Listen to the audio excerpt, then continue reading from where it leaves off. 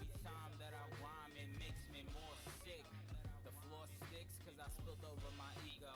Speaker box broke because of the love below. But we know wearing a monkey suit or tuxedo shit got me going crazy like my full name was CeeLo.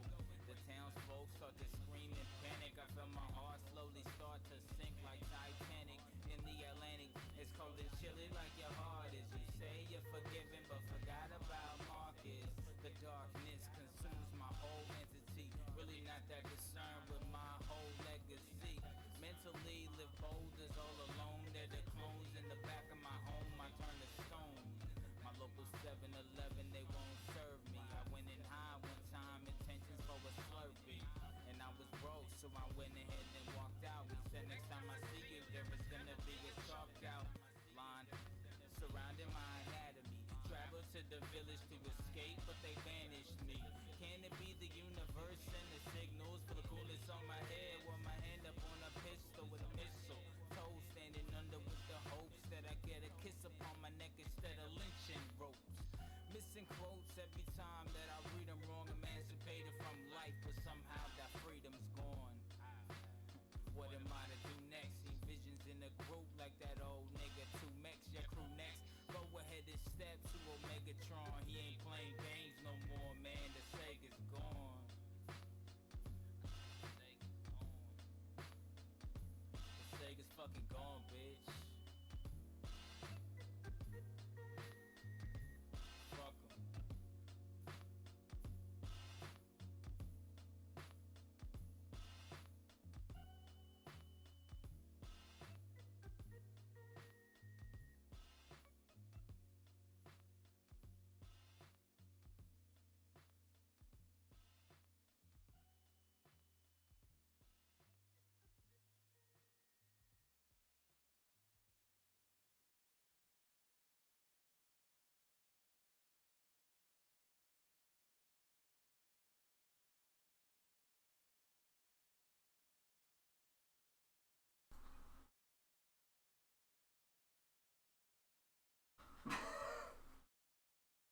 So we're live?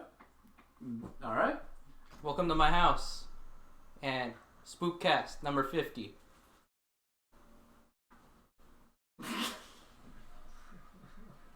Mike, we win. I'm good. Yeah, he could be seen. With our special guest, Eian Brown. Woo! Give him a round of applause. Yeah! Woo! Here, you can take my spot. There you go. There you go. Alright. Cheers! Oh, shit. Fuck, hang on. Yeah. Wait. Oh, we gotta wait on fucking Michael, man. Yeah, always.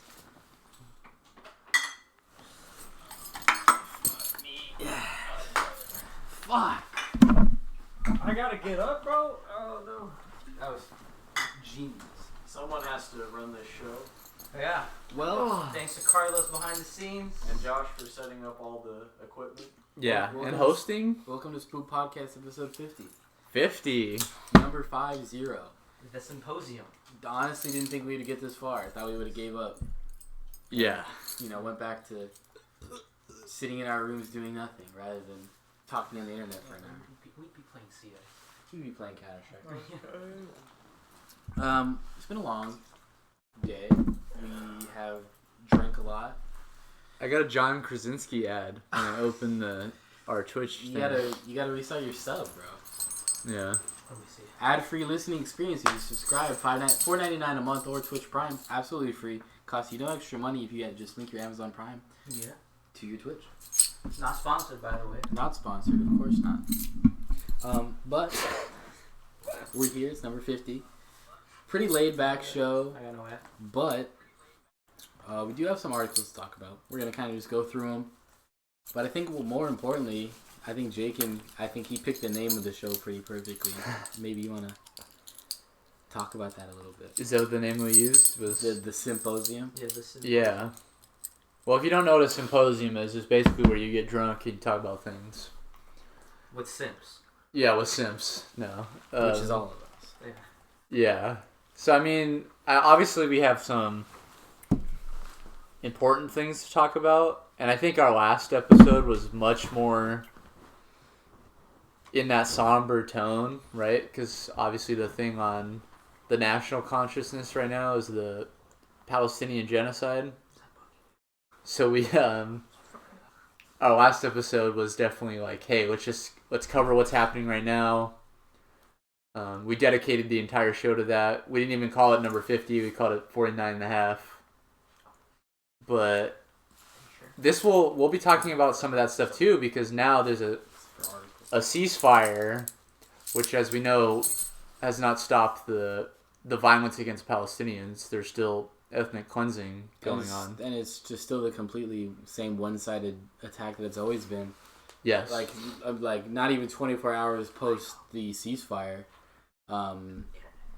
there was another raid on the Al-Aqsa Mosque, resulting in more arrests of just people who were doing Friday prayers. That was literally not even 24 hours after. And after the entire, news cycles of, we finally reached a ceasefire, blah, blah, blah, we immediately see an attack on innocent Palestinian people simply just praying. And if that was to happen anywhere else, especially somewhere like the United States, if an occupying force, if the police just decided to break up Christians on their Sunday prayers, what the fuck would we call that, The attack on everything that we know, and that's exactly what's happening here. Yeah.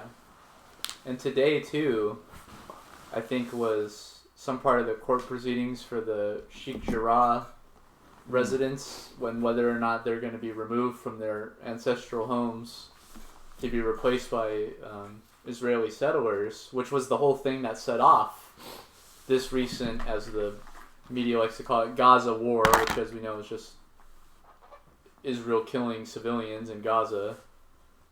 But just all that preface is meant to say that it's still somber and there's still very important, serious stuff to talk about, but obviously we're a little liquored up.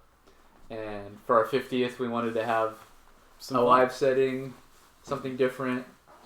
I'm the live audience. Yeah, we have Josh here. Thank you so much for hosting us. Thank you.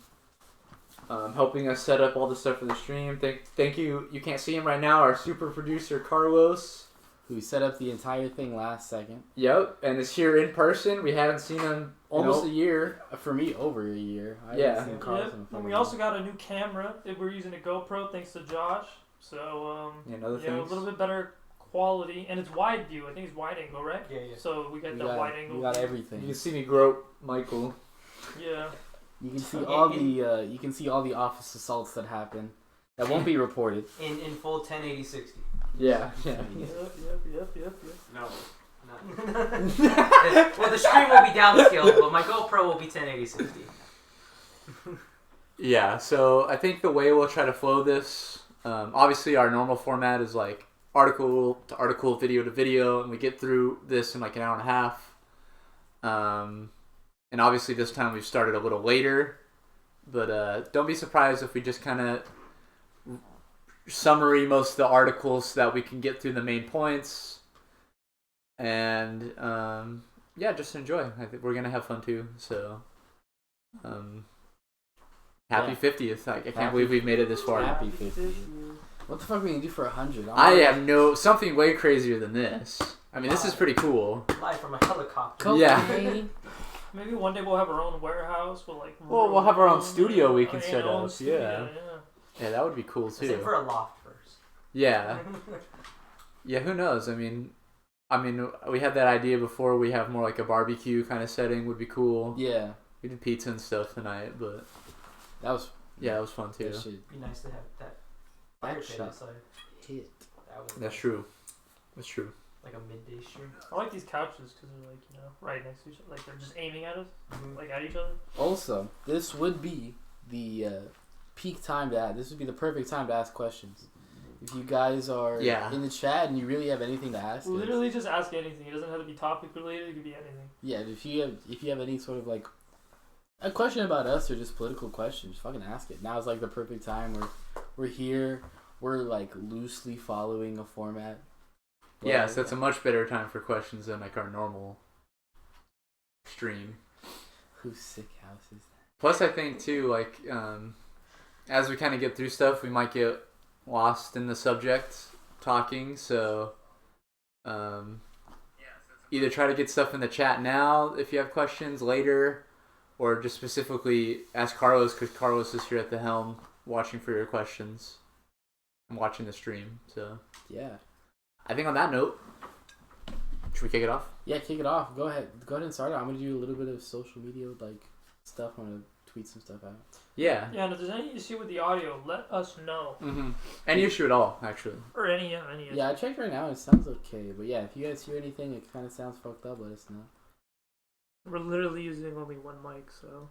Yeah. One mic, different internet. We were gonna use two mics, but it wasn't really working. It didn't work out. It was like an echo between the two, so it just kind of. Yeah, imagine if we had more, like maybe 100 or whatever. If we had more time, we could set up something like a double mic where one side has a mic and another side. But it'd be kind of cool to have those clip-on mics.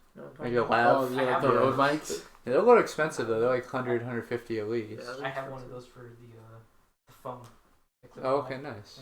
Yeah, those are. I mean, that's usually what studio journalists use and stuff. Alright, so we want to kick it off? Yeah. So for the articles and stuff too, like obviously our usual format, we all have computers. So if you see us reading from our phone, that's us reading from the articles. This is actually from Jewish Currents, which is actually a great website I recently started reading from, and they do a lot of good stuff, specifically on Palestine. And this is an essay by Kaleem Hawa. I don't know if I'm pronouncing that right. Thank you. But he kind of breaks down the history of the removal of the Palestinians from their traditional lands, and the thing that they call the Nakba, or the catastrophe, which is the removal of Palestinians from their lands in 1948, and the establishment of Israel, the settler colonial state, and then the dynamic we know today. So I'll just read, kind of the beginning and some of the key points, and then that will open our discussion and some of the other stuff we have for Palestine. It says, the Nakba demands justice. The gangs of Israeli teenagers grip their oversized machine guns as they patrol the Damascus Gate, tossing their stun grenades and hearing the stones roar back in the original Arabic, quote, "Jerusalem for the Palestinians," unquote. What scenes those steps have borne witness to, a Nakba, a catastrophe, a shattering of history, a rending of Palestinian masses, now reunited and marching steadfastly along Route 1 toward Al-Aqsa Mosque on one of the last evenings of Ramadan to protect their city, to defend it from Israeli attempts to cleanse it of Palestinian life. In Jerusalem, a boy throws his shoe at a soldier, hitting him squarely in the face. In the neighborhood of Sheikh Jarrah, something we just talked about. Sheikh Jarrah? The breakers of the fast are pelted by settler stones, summarily returned, and then some. The apartheid state blankets the Palestinians with water cannons, with beatings, with tear gas, and the apartheid newspapers call for peace on both sides. And a deputy mayor of the apartheid city looks on, all bravado, laughing at the injured native, pointing at his own forehead and saying of the bullet, "It's a pity it didn't go here." In Haifa, Akka, and elsewhere, Israeli mobs enabled by the state police have begun assaulting Palestinians. In Haifa, they marked the doors of Palestinian homes. In a suburb of Tel Aviv, they attempted to lynch a man, presumed to be Arab, on live TV. That's something I'm sure a lot of us saw, and maybe you guys saw as well. In Haifa, Tabaria, and Lida, formerly known as Lid, or Lod, sites of an infamous death march carried out by Zionist militias in 1948. Israelis are chanting, quote, "Death to Arabs." They are attacking Palestinian stores, something we showed on the last show, homes, places of worship. In the West Bank, the IDF is deploying live ammunition, that means bullets, in response to coordinated demonstrations. Bombs are raining down on Gaza, flattening residential buildings, killing more than 100. Well, now we know it's been, 240 some? Yeah, over 200. Over 60 children. Including 60 children, like 30 women or something. Yes. Overall, as the article says, a caged people has the right to resist to this brutality, however they choose. On the eve of the Third Intifada, it is clear what got us here. An ideology of Jewish supremacy, pervading the entirety of Israeli society. Last month, Bezalel Smotrich, a Knesset member and leader of the ultranationalist religious Zionist party, distilled this ideology in his remarks that all Arabs who refuse to recognize, quote, that the land of Israel belongs to the Jewish people will not remain here, end quote. Though this pronouncement prompted hand-wringing among some Israelis, Smotrich's words simply represent the fundament of their state, one established on mass Palestinian depopulations that continue to this day. And we can pause there because in that article he further goes on to talk about 1948 and the displacement of the Palestinians. And he further reinforces that, hey, they do have the right to resist, considering even by B'Tselem, which is the predominant human rights group in Israel, or Human Rights Watch, they both say that Israel is committing crimes against humanity against the Palestinians, and specifically the citizens of Gaza. As an aside, really think about this. There's 2 million people living in Gaza. It's 25 miles long. Barely the distance from Oxnard to Ventura long. The width is 5 miles. Think about that. It's 2 million people living in a space that is the width of it's only 5 miles. That's a Central Park and a half. And then Israel discriminately drops bombs in the middle of that. Of course they're going to kill children. They're living in what some scholars, including Norman Finkelstein, have called a concentration camp. The largest concentration camp. Because that's what it is.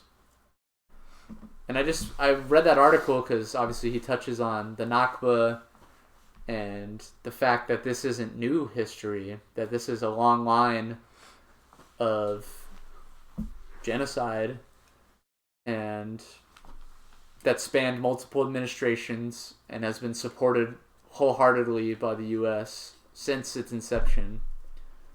And I'm proud, whether it's the last show or we definitely have talked about the Palestinian cause before last show too, but we've always been steadfast in saying that that's what it is. It's apartheid. Absolutely. And I think something to add on to this is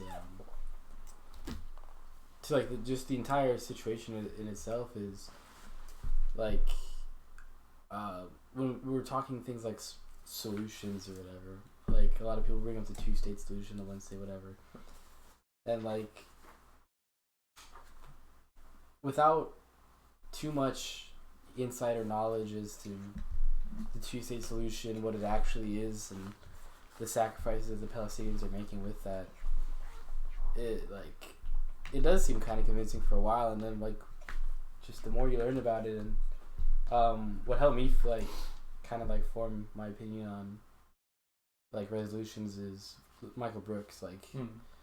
All of his videos are so clear and concise on everything going on, and in one of them he brings up a quote from former Prime Minister Ehud Barak, which was the Prime Minister before, not Netanyahu, the guy before that guy. I forget his fucking name. It's a longer name.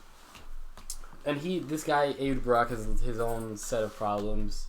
He was one of the generals of the IDF during the invasions of Lebanon, and he carried out strikes on buildings to kill leaders of the Palestinian Liberation Front, which included civilians.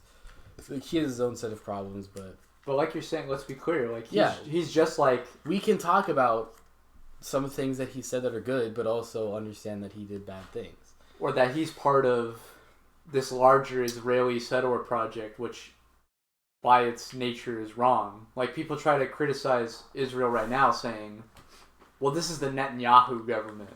No, it's been an ever expanding issue since Israel's inception, because Israel didn't just start to get bigger when Netanyahu got into power. It's been consistently getting bigger and bigger and more right wing. Absolutely.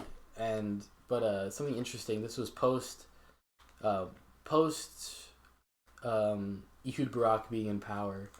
He started to get into anti-Zionist projects and talking more and more about the liberation of Palestine. And it's a very simple quote, and it's you either have a non-Jewish one state with democracy for all people, including Palestinians, or you continue on this apartheid path. There is no two-state. You have a nation.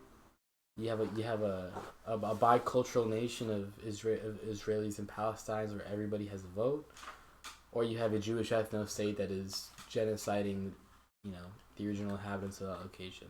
And there's no kind of dancing around that, and there's no kind of there's no in between, because eventually somebody will get into power who will use an issue or a failure of what is capitalism and blame it on the Palestinian people, and they'll eventually be genocided. And that's already happening, and that will continue to happen under a two-state solution. Right. But I was like reading a bunch about this Ehud Barak guy, and like for as many problems as he has towards the end of his and he does like hedge fund managing. Like, he's not at all an ally at all, but for this specific issue of Israel Palestine, he understands that what he did in the past and what Israel is doing currently is an issue. Yeah, and I think we might have touched on that the last show too. Like, that's an interesting distinction. Like, for sure last show we talked about Hamas and how their role in the two-state solution was in the Oslo Accords. This is in 93, I think. They accepted the two-state solution, which is the Palestinian people getting fucked, like you're saying. That apartheid still relatively exists under the two-state solution. Palestinians are treated as lesser. And they only get access to 20% of the land? Yeah, it's only like 20 or 30% of Israel becomes Palestine. And assumingly this settler project still continues, rather. Yeah, the only solution is a one-state solution, and by that we mean a one-state solution where everyone is treated as a democratic equal, and Palestinians are allowed to return to their ancestral homes and no longer ethnically cleansed and removed from them, and treated as second-class citizens.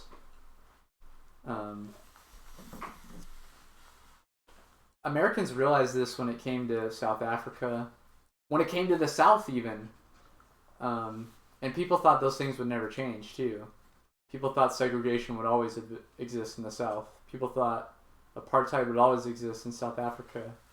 And we acknowledge that, Israel is a different situation. We give billions of dollars to them.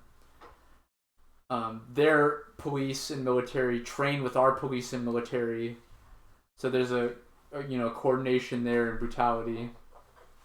And the relationship is much more closely tied and knitted. They've been, our outlet for democracy in the Middle East. But obviously that democracy only extends to the Jewish population of Israel.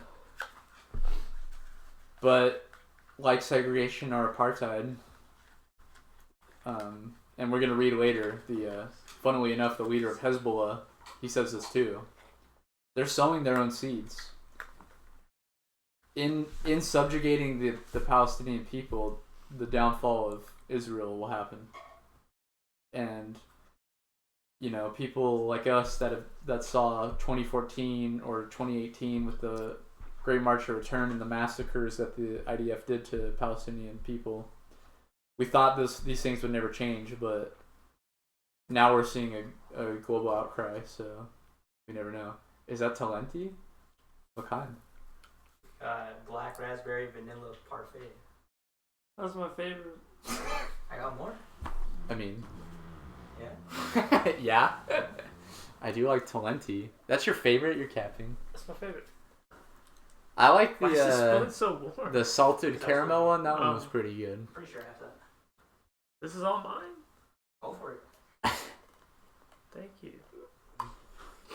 Yo, Josh just gave me Talenti ice cream. That's crazy. I'm responding to the video that I posted. I'm getting fucking. They're rolled. blasting you, huh? Damn. I'm getting blasted. What did Vin got me. You gotta do again, bro. Everybody's getting me for this shit. Listen, okay, backstory. This is only like my. That's why I smoke this beer shit. It's too hard. Listen, backstory. That was like my 3rd or 4th shotgun ever, man. I don't got the fucking secrets down, man. All right, fuck. Yeah, not fair too. And you don't even see it in the video. Jose's didn't even work. He was the worst one. Yeah, listen, and I still don't know how when I opened it fucking went everywhere. It doesn't make any sense to me. I swear I did everything right. You held it the upside down. Yeah, I mean when you crouched, it went in. But you party foul. I dropped the ice cream. Loser. Out of my house. What? Alright, we got Southern Butter Pecan. My favorite. That's for you. Oh wow, thank you, Josh. I think, was this the one you got me, or you got me the... Yeah, that one was the best one I've had so far. Do you want... Yeah. I got pistachio. I got the parfait that Michael has. I have coffee. And I have another one that I can't remember. Coffee? Yeah. I kind of want to try the coffee. If you do a coffee, I want to buy that one. You can have a bite of this one as well. Quick intermission while we yeah. get some ice cream. But you gotta do that shit again. You got one. You should. I mean, we don't have any canned beers. Vin's not 21, huh? Vin's 21, I think. I don't. They're a year younger than us, right? I think. I'll kill myself. They were like a year or two younger than us. I'll scream my head off of that. Tell him to bring some cans. Are you 20? I don't know if he's on stream. Are you 21, Vin? If you're here. Cause I'll for real cry. I'm old. Fuck. You're old now too, dude. I got vanilla caramel. Shit. That sounds crazy. This is the coffee one. I'll take. Actually, we should all give a. Well, I don't know where Michael is, but it was just Carlos's birthday. Yeah, actually. Happy late birthday. I know, we didn't go celebrate it, dude. Oh, come on, the camera. Yeah. Hey, yeah. Yeah, this is Have I ever seen Carlos on the fucking... We've never had Carlos on the pod before. Let's go! We have Shane, my brother, my comrade. Hey. Thank you, sir. Happy birthday. Yeah, 22 now. 22. Yeah. Hello, everyone. This is our Shane. I can't believe we actually got this working. I kind of thought we were going to end up canceling, but... I kind of did too, to be honest, but I'm glad we got the show going. Well, yeah, I mean, Josh hit us up around this is a 4, 5. Yeah. It is. And we're like, alright, we can make this work. And we sure did. We sure did. Jose, happy birthday, Shane. Thank you, Jose. Oh, good, he made it home. Yeah, glad you made it home safe, brother. You shotgunned 3 beers and threw up right in front of us. That was Jose, cool. how tall is we he? wouldn't 5? have it any other He's way. 5'5"? 5'4"? 5'5"? No way he's No, that tall. he's 6'5". No way he's that No tall. way he's that tall. He's shorter than that. 6'5"? Oh, I see what 5'3". Michael fucking means. I dropped Either way, for relative to height, he's the most I've seen a person drink. Oh, yeah, you kidding me? And eat. Yeah, and eat too. Yeah. Carlos, you want ice cream? I don't know, everyone is eating. You can all share around some of me. this one too, cause this is You a want to lot. try the I'll coffee give you the one? I do want to try the coffee. I don't know, maybe It's I what should I do do, that. he says. Let me get a spoon, yeah? Yeah. Here. This one's bomb. This is what our podcast has devolved into. Ice cream tasting? Eating ice cream. Not just ice cream. The Gelato. The establishment Champagne. has won. Champagne Socialist podcast. Eating Talenti ice Oh my cream. god, this one's so good. It's fucking good. Is this the hazing in color? Eating ice cream on the Let's podcast. try that one, Sharon. The food tasting Oh, section. good. I'll try the bit that you haven't stuck Yeah. your spoon into yet. Mmm. Because That we're was practicing COVID safety. With a different spoon. There. Holy fuck. I didn't take the piece. Butter pecan's crazy. It's really creamy. But that one's got good flavor. Yeah. Heads up. I thought you threw a beer at him. I was like, fuck. Just knock me I'm a out. baller. Well, now that we got Mike back, Back when Mike left. Sorry, I had to pee really bad. I want to try that one, Michael. Can I get a banana? This is mine. You want to try coffee? No. No. Typical Michael. Of course. Fucking piece of shit. Michael's the guy that you go to sushi with him and you eat one of his rolls and he's like, I'm not paying for that one. Funny fact. Funny fact, he's actually done that. So, hey, Michael, can we have a bite? No. I have another one of Michael's if you want to open that one up. I mean, we could just kick his ass and eat it. Live on Spoop. Yeah, just put your teeth on the bench. Oh, I wouldn't mind trying that. Caught in Michael's got. 4K. I'm gonna fly, Michael. Yeah, hey, Michael, is that one good? Everybody wants to eat my ice cream, man. It's Yeah, our I'm gonna ice eat cream. your ice cream specifically. Soft, Not Frito. get another- Sorry, those republics. I mean, technically, any of us could operate the stream if you guys have any Yeah. idea what to do. Yeah, exactly. All you gotta do is pull up the All I links. gotta do is sit behind the computer. Do you have the sheets open? Yeah, it's basically a very simplified version of what I do, is what I tried to set up. I saw the starting soon thing. Well, Josh, maybe if you could pull up the So The that next article. monitor will have all the articles. The next one, the Italian dock workers one. Yeah, port workers. Yeah. Yeah, which is a huge story. And then we go to web. Yeah. This one right here. Here, I'll give Josh a quick. You want to trade up again, Ian? Yeah. Fuck yeah! I know you're a fan of like salted caramel ice cream flavor. Yeah, Yeah. so that'll have that. Just goes nuts. Yeah. Yeah, just however you scroll on the page will just show. The salty sweet's just crazy. Mm-hmm. And you can like zoom in. if I you pecans. I zoom. love pecans in ice cream. Cause they're like squishy. Neat. All right. Yeah. But most other things in ice cream get hard. Yeah, like gummy bears and ugh. That's one of Carolina's favorite gummy bears and ice cream. Marshmallows. Evil. What is your problem? I'm not gonna eat all of it. You can have the rest. It's not the point, Michael. You're so petty, bro. No, you're taking that with you. Hey, you're leaving the cup. You're eating all of it. If you weren't cute, would you be here? Oh, No. I'm not cute. There you are, idiot. Well, fuck. Should we read the... Should we get read the into next it, one? I reckon. Okay. I'll read the next one quick because I think it's important. I wrote an article, and in it I kind of talked about the various angles to the Palestinian genocide and how we think about it, locally. But something I didn't cover in that, and something we didn't cover in our last show, was kind of these global movements in support of Palestinians. We don't have it in this show, but there were dock workers in South Africa refusing to load boats.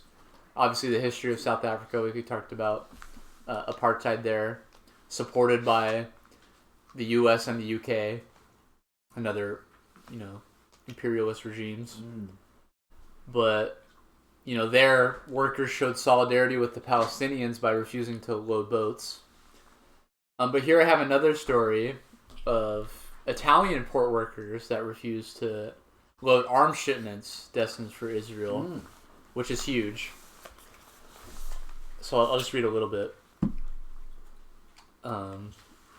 Pro-Palestinian Italian port workers refused to load arms shipment destined for Israel. After being informed of the ship's destination and contents, workers decided to block it in a show of solidarity with the Palestinian people.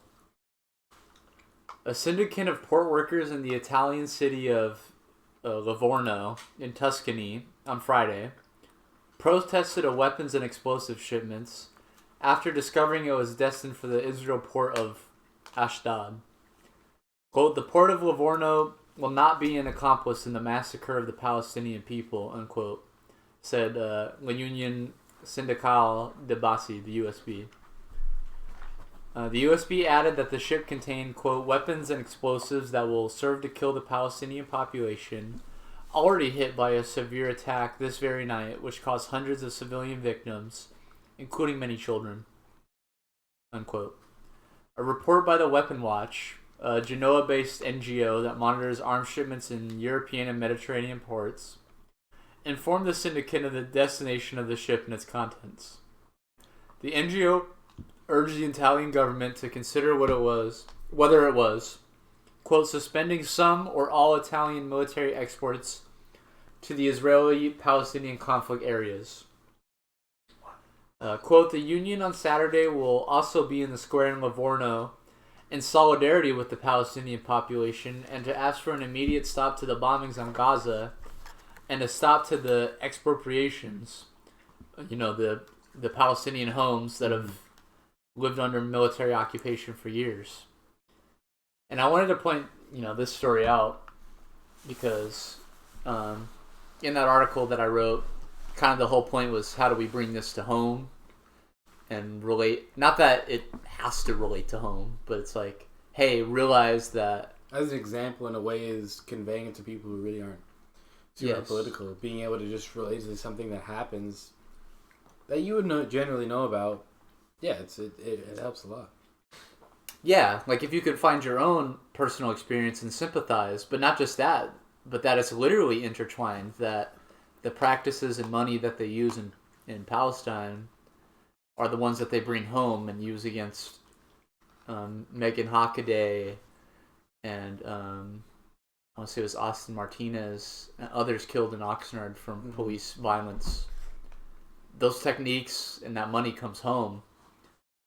And, we always talk about organizing the workplace, the power of unions, the power of the worker. And this is not just organizing in the workplace for your own, your own benefit and your own human rights to make a living wage and to have benefits, healthcare, etc., be treated right by your employer. But the whole point of unions and workers' movements is to build this international solidarity too, like you see in that Italy piece or in South Africa, is that when these giant catastrophic genocidal actions happen, we actually have mechanisms that we can stand against them. Here in America, we've been taught that the electoral system is our mechanism for that. And Joe Biden's our president, and during this time, he's called to give $730 billion more dollars million more dollars in missiles, and recently sent Blinken on a tour to Israel to talk to Netanyahu, but you got to watch some of that. I did get to watch some of the press conference, and it was Anthony Blinken live in Israel with Netanyahu, and in there he basically said we believe in Israel's right to defend itself against evil terrorist Hamas, blah blah blah blah. And then he goes farther as to say we're going to give money to rebuild the Iron Dome. Yeah, just further. What does it need to be rebuilt for? Right, and it already knocked out. It already has the capacity to knock out 90% of the missiles that are sent by Palestinians. 90% only success rate, and then it's just ridiculous, and it's just our further unwavered support for other far right terrorist regimes all over this world, all over this globe. Yeah. So I think that piece was important just because it ties in both international solidarity, but also the importance of unions and how democratization in the workplace is about having a voice. In a normal workplace situation, or even in a workplace situation where, like as you're seeing on Twitter with a lot of these, whether it be politicians or actors in Hollywood, even they that have this, uplifted status in employment, right? They have more say in what they can say, and their employment isn't as risk as much as the average employee. Because of unions. Yeah, because of their independence. Even they have had to curtail their statements against Israel. Like Mark Ruffalo, I think he had to make a tweet where he's like, well, it's not genocide's too strong of a word. That shit sucks.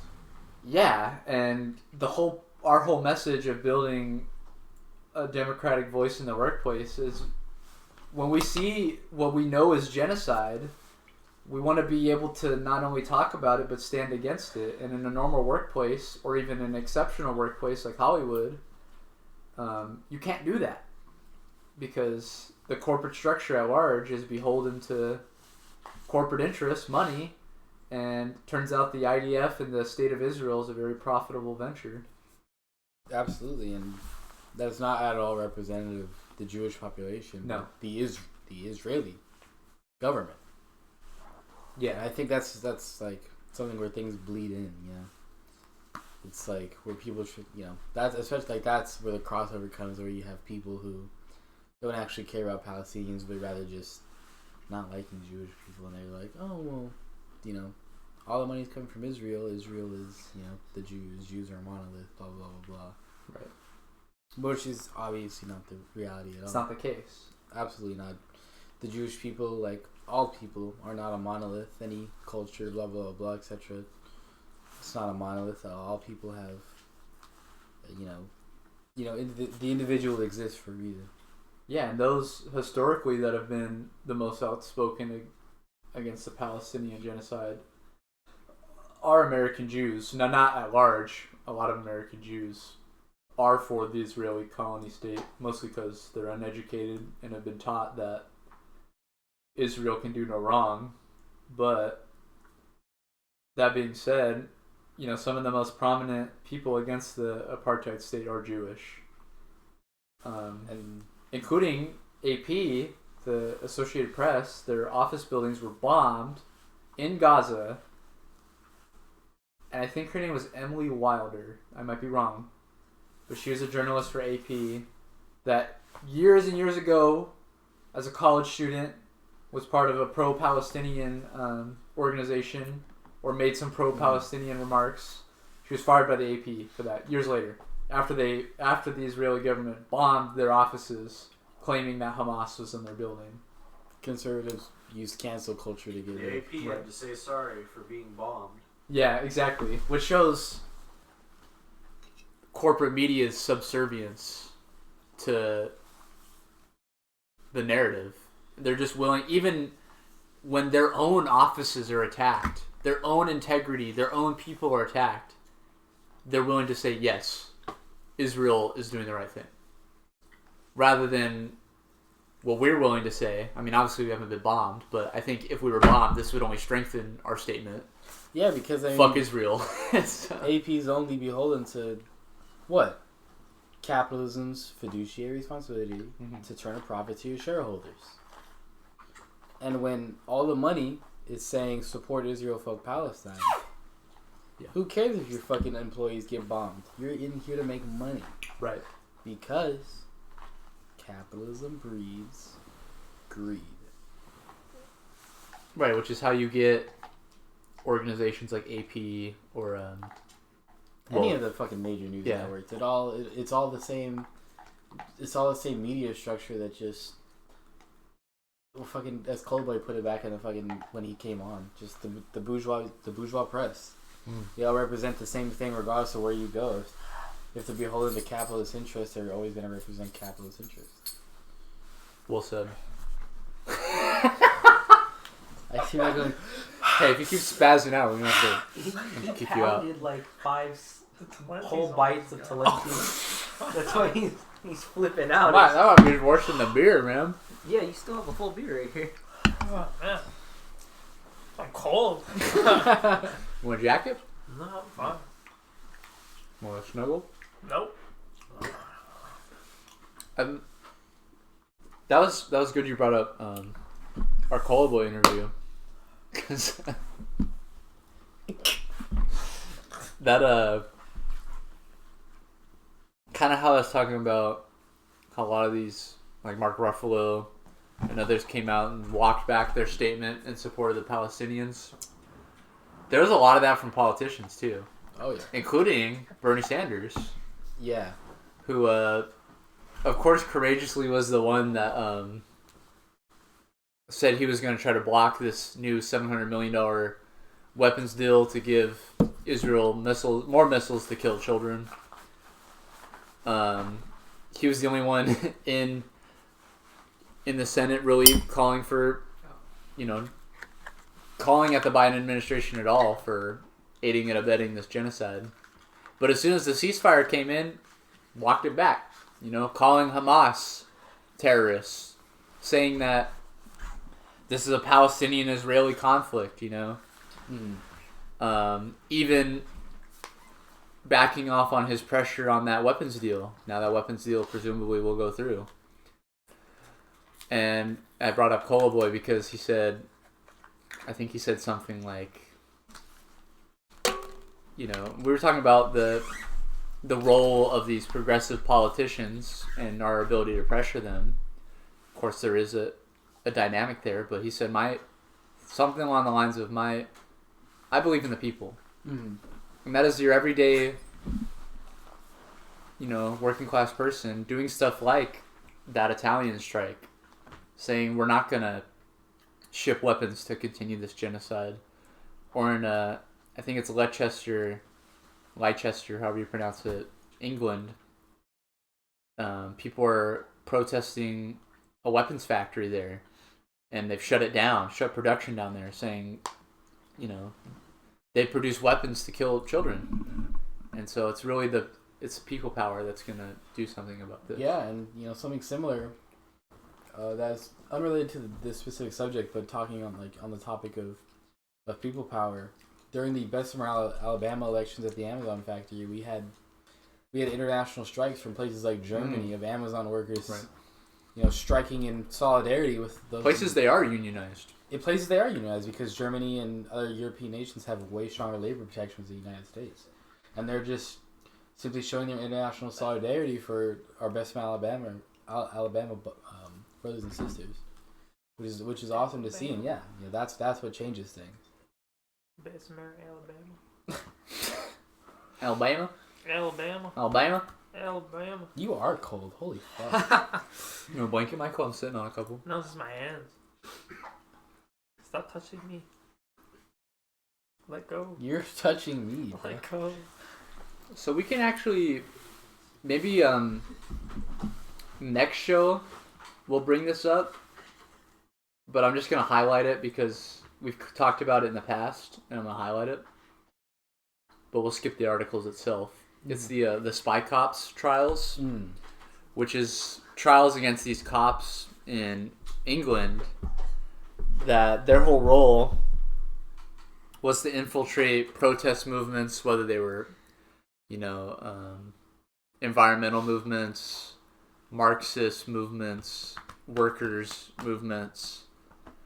All of the above? All of the above, exactly. They infiltrated these movements' cops, and they undermined them, and the Spy Cops trials is really people trying to not only gain more information, but try to hold them accountable and understand what exactly happened here, because, there's cops, and we'll get to talk about this next time we cover this, there's cops going up there saying they engaged in relationships with people in these groups, as in, they had sex with them and led them on and had full-on sexual relationships with them. Even though they're claiming, hey, I'm a Marxist activist, and you're a Marxist activist, let's hook up. And then 2 months later, they disappear, and the person's never to be seen again. And, it turns out the whole time they were a cop spying on you to undermine your organization. The cop? And that's, yeah, exactly. And the whole point of the Spy Cops movement, I think, the main guy, Tom Fowler, is the guy that does a lot of the reporting on this. That's rape. The whole point is they're not only trying to undermine these democratic organizations that are organizing to make a better future for citizens democratically, and those are cops that are quote unquote trying to protect us. Yeah, they're infiltrating, lying to people, raping them, right? And then disappearing and using that information to undermine democratic processes. They don't give a shit. No, they don't. And of course, this stuff happens here as well, but we'll talk about that in another show because those trials have all kinds of stuff. There's cops going up to the stand and they're asking them "Oh, did you have sex with this woman?" He's like, "Yeah," and he's like, "Well, you're on assignment. You're not supposed to do that." He's like, "Yeah, I did it," and Like there even statements to like, oh, I enjoyed myself, like just abominable stuff. But we can skip that because I feel like that merits a much longer conversation rather than just like just glossing over it. Yeah. Yeah, I agree. Can you pull up that Max Blumenthal tweet?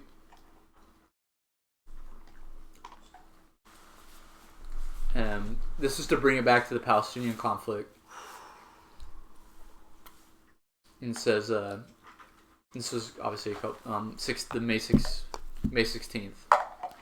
From Blumenthal, it says, in addition to destroying the roads to Al-Shifa Hospital and killing 33 in the process, including 8 children, Israel targeted Doctors Without Borders clinic.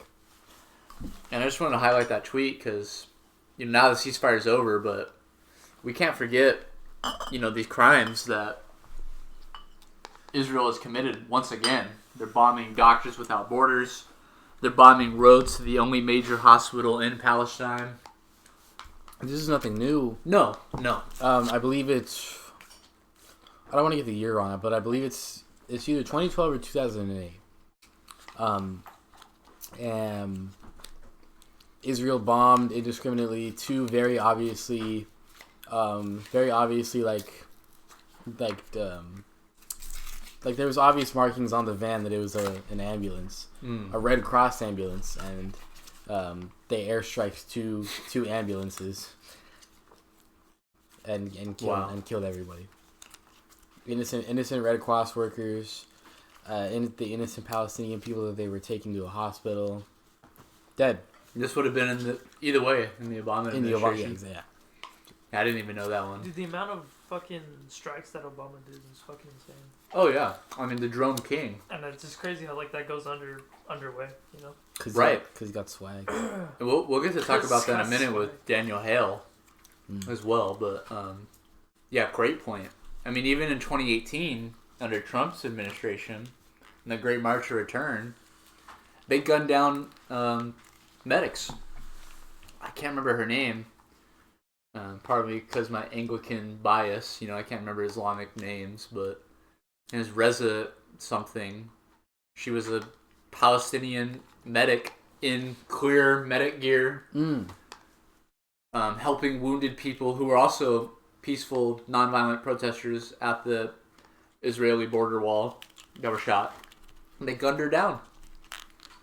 They're willing to gun down journalists and medics. Documented. I'll just call it Hamas. They call everything Hamas. Yeah. They're abetted by Hamas, right? The government elected. Yeah. I mean, we pointed that out too, right? Like, they try to undermine Hamas, but Hamas is the democratically elected government observed by multiple nations. And it wouldn't be that way if Israel wasn't indiscriminately bombing every single fucking person in Palestine. And yeah, they wouldn't choose the resistance faction that calls for open war against Israel if they weren't being genocided. When your backs are against the wall and you have a party saying, we'll fight for you, at the very least, we'll try to reclaim the land that they've stolen, of course you're going to fucking vote for them. You have no other option. Right. And there's even evidence out there, clear evidence out there, that Israel basically, put money in to make Hamas they wanted Hamas to be the ruling party because they thought it would give them a greater excuse to indiscriminately bomb and kill people. I'm super glad you brought that point up. Yeah. Yeah, because Fatah, which is the other main ruling faction, which is in the West Bank. Yeah, and they and who lost to Hamas in Gaza. Yeah, and there's the duality of that where they're the more, they're not willing for necessarily violent revolution. So, that gives, if Fatah was the elected government, Israel wouldn't have as easy of a time as being like, hey. Because it's harder to be like, Fatah is attacking us when Fatah's whole philosophy is don't attack. Exactly. But even that being said, Israel abetting Hamas to become the government, I still think the Palestinian people overwhelmingly want Hamas because they understand that the Al-Qassam brigades, the military wing of Hamas, funded by Iran and Hezbollah. They're the only thing that has gotten significant change in Gaza. Them sending missiles back because of the cleansing is the thing that caused Israel to kill children and the world to go, this is fucked up. And for everybody to go, holy fuck. You guys weren't lying, kind of. Yes. Yeah, so you can smear Hamas all you want as terrorists or whatever, but we know the reality is... I love the way Norman Finkelstein puts it, where he's like, you know, people love to say Israel has a right to defend itself. He says, or, you know, people ask the question, does Israel have a right to defend itself? And he said, you should ask, do concentration camp guards have the right to defend themselves? Because that's what the IDF is. And Hamas is the Warsaw Ghetto Uprising. They're fighting against, you know, concentration camp guards. And another interesting thing is... Nope, never mind. It's not interesting? Nope, never mind. Well, maybe we can just cycle through, not the 10,000 march in Guadalajara, but do you see the Chicago Tribune piece I have there with the thousands take to Michigan Avenue? So we'll go through some of these, because the point of bringing up that Max Blumenthal tweet, and we talked about this in the last show, is that public opinion is changing. And, you know, whether it's social media or the youth educating themselves, or just the relentlessness of Israel committing its genocide and thus sowing the seeds to its downfall. But we saw all over the country and all over the world massive protests. As you see in this Michigan one, you see thousands of people take to Dearborn, Michigan, and Michigan Avenue as well. Do you see the next one that has the Twitter link to in downtown Chicago? If you could play that video. Yeah, in Chicago, thousands of people took to the streets in support of the Palestinian cause.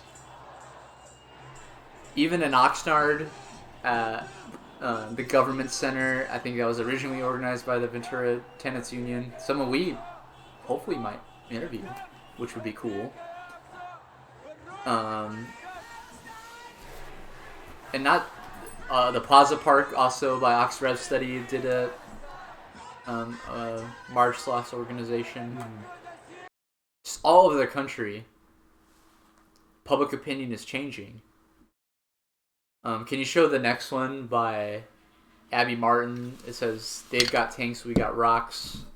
We won't back down and shake Chirac, which is the chant that people were chanting outside of the Israeli consulate in LA. This one's a powerful video too, because you see them marching under the 405 bridge, 405 freeway in LA. So it's a very powerful video as well. I'll let that one play. Just coffee 1 second.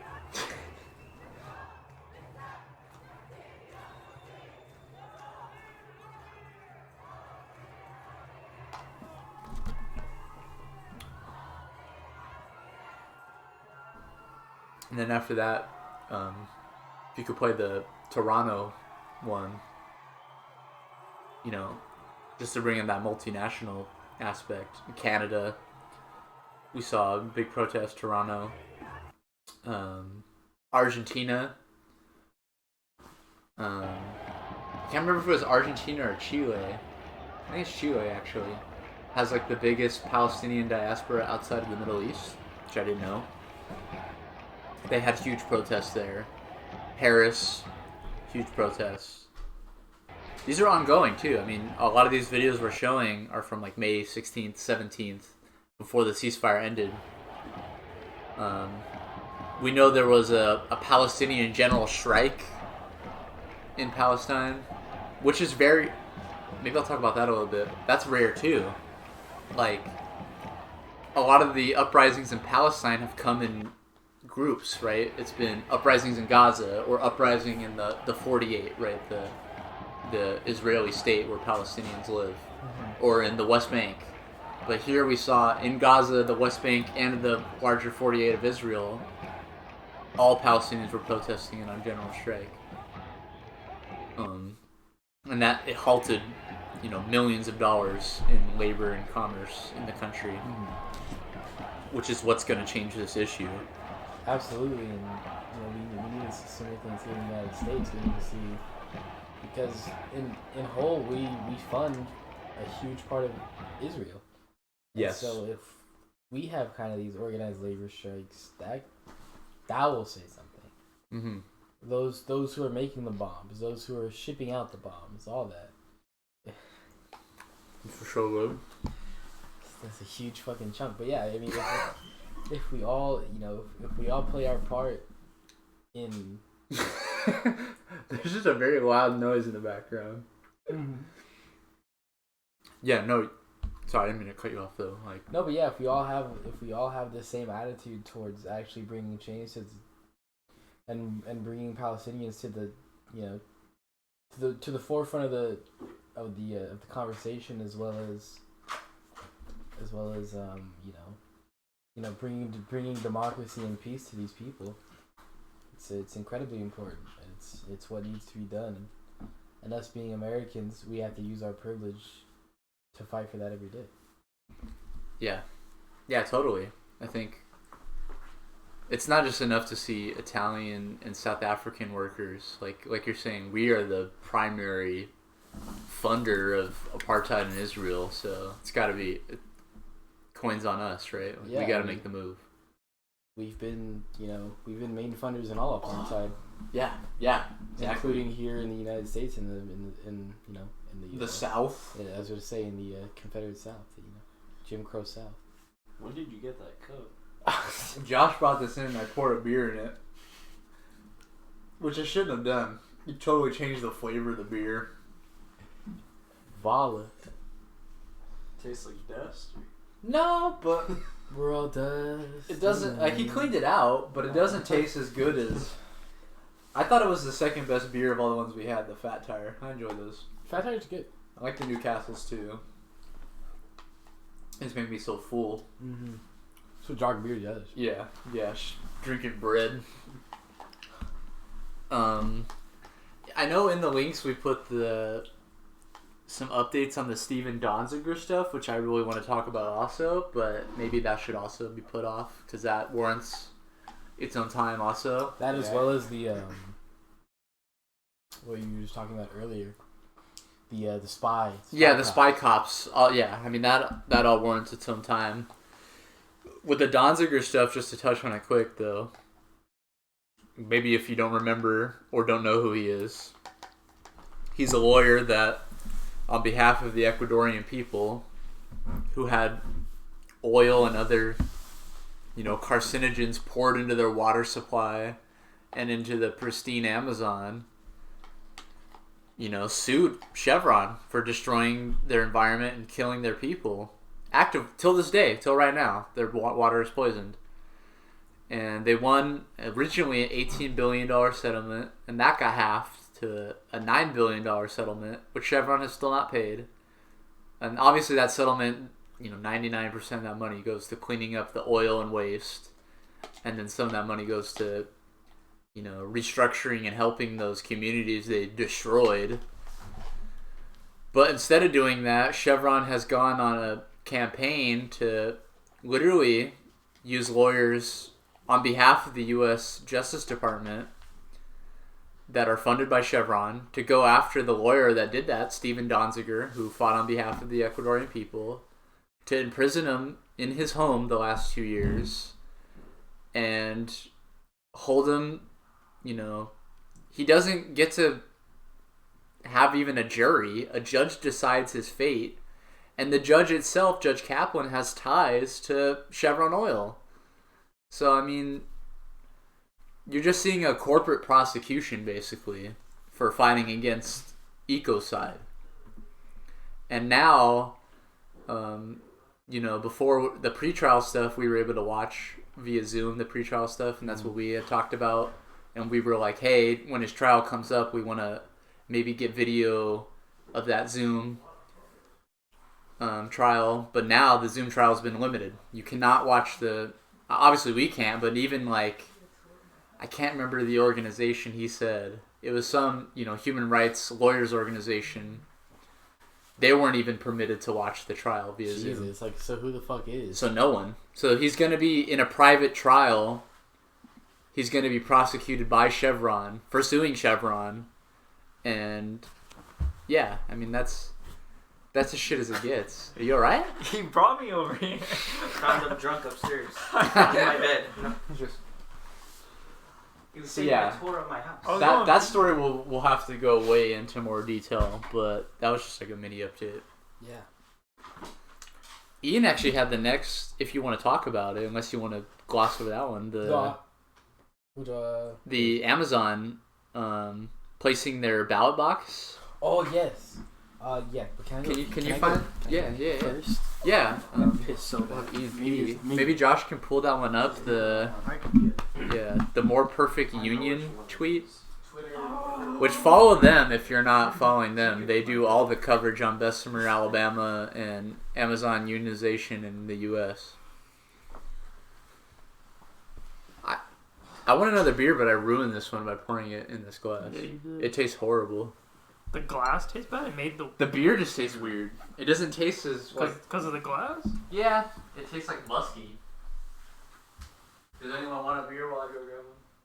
No, I'm fine. I got ice cream. It smells funky. Nope. Get me a mystery beer. So, Wait, here, Ian. That's the only thing I could decide on when I couldn't think of anything.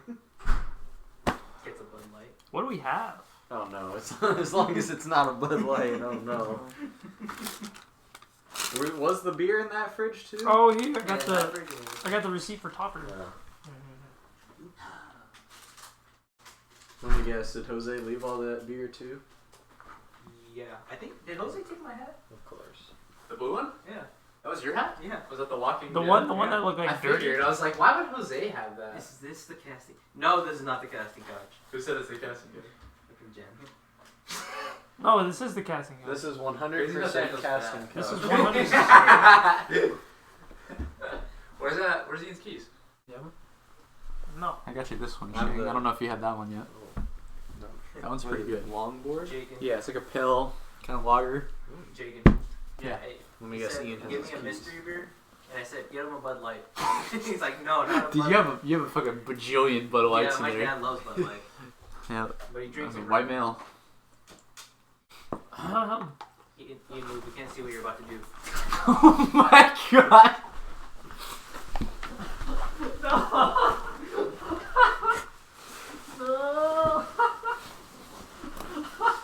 Wait. Quality content. Alright, I'm gonna go pee. Maybe jump into that article. Yeah, we can do that.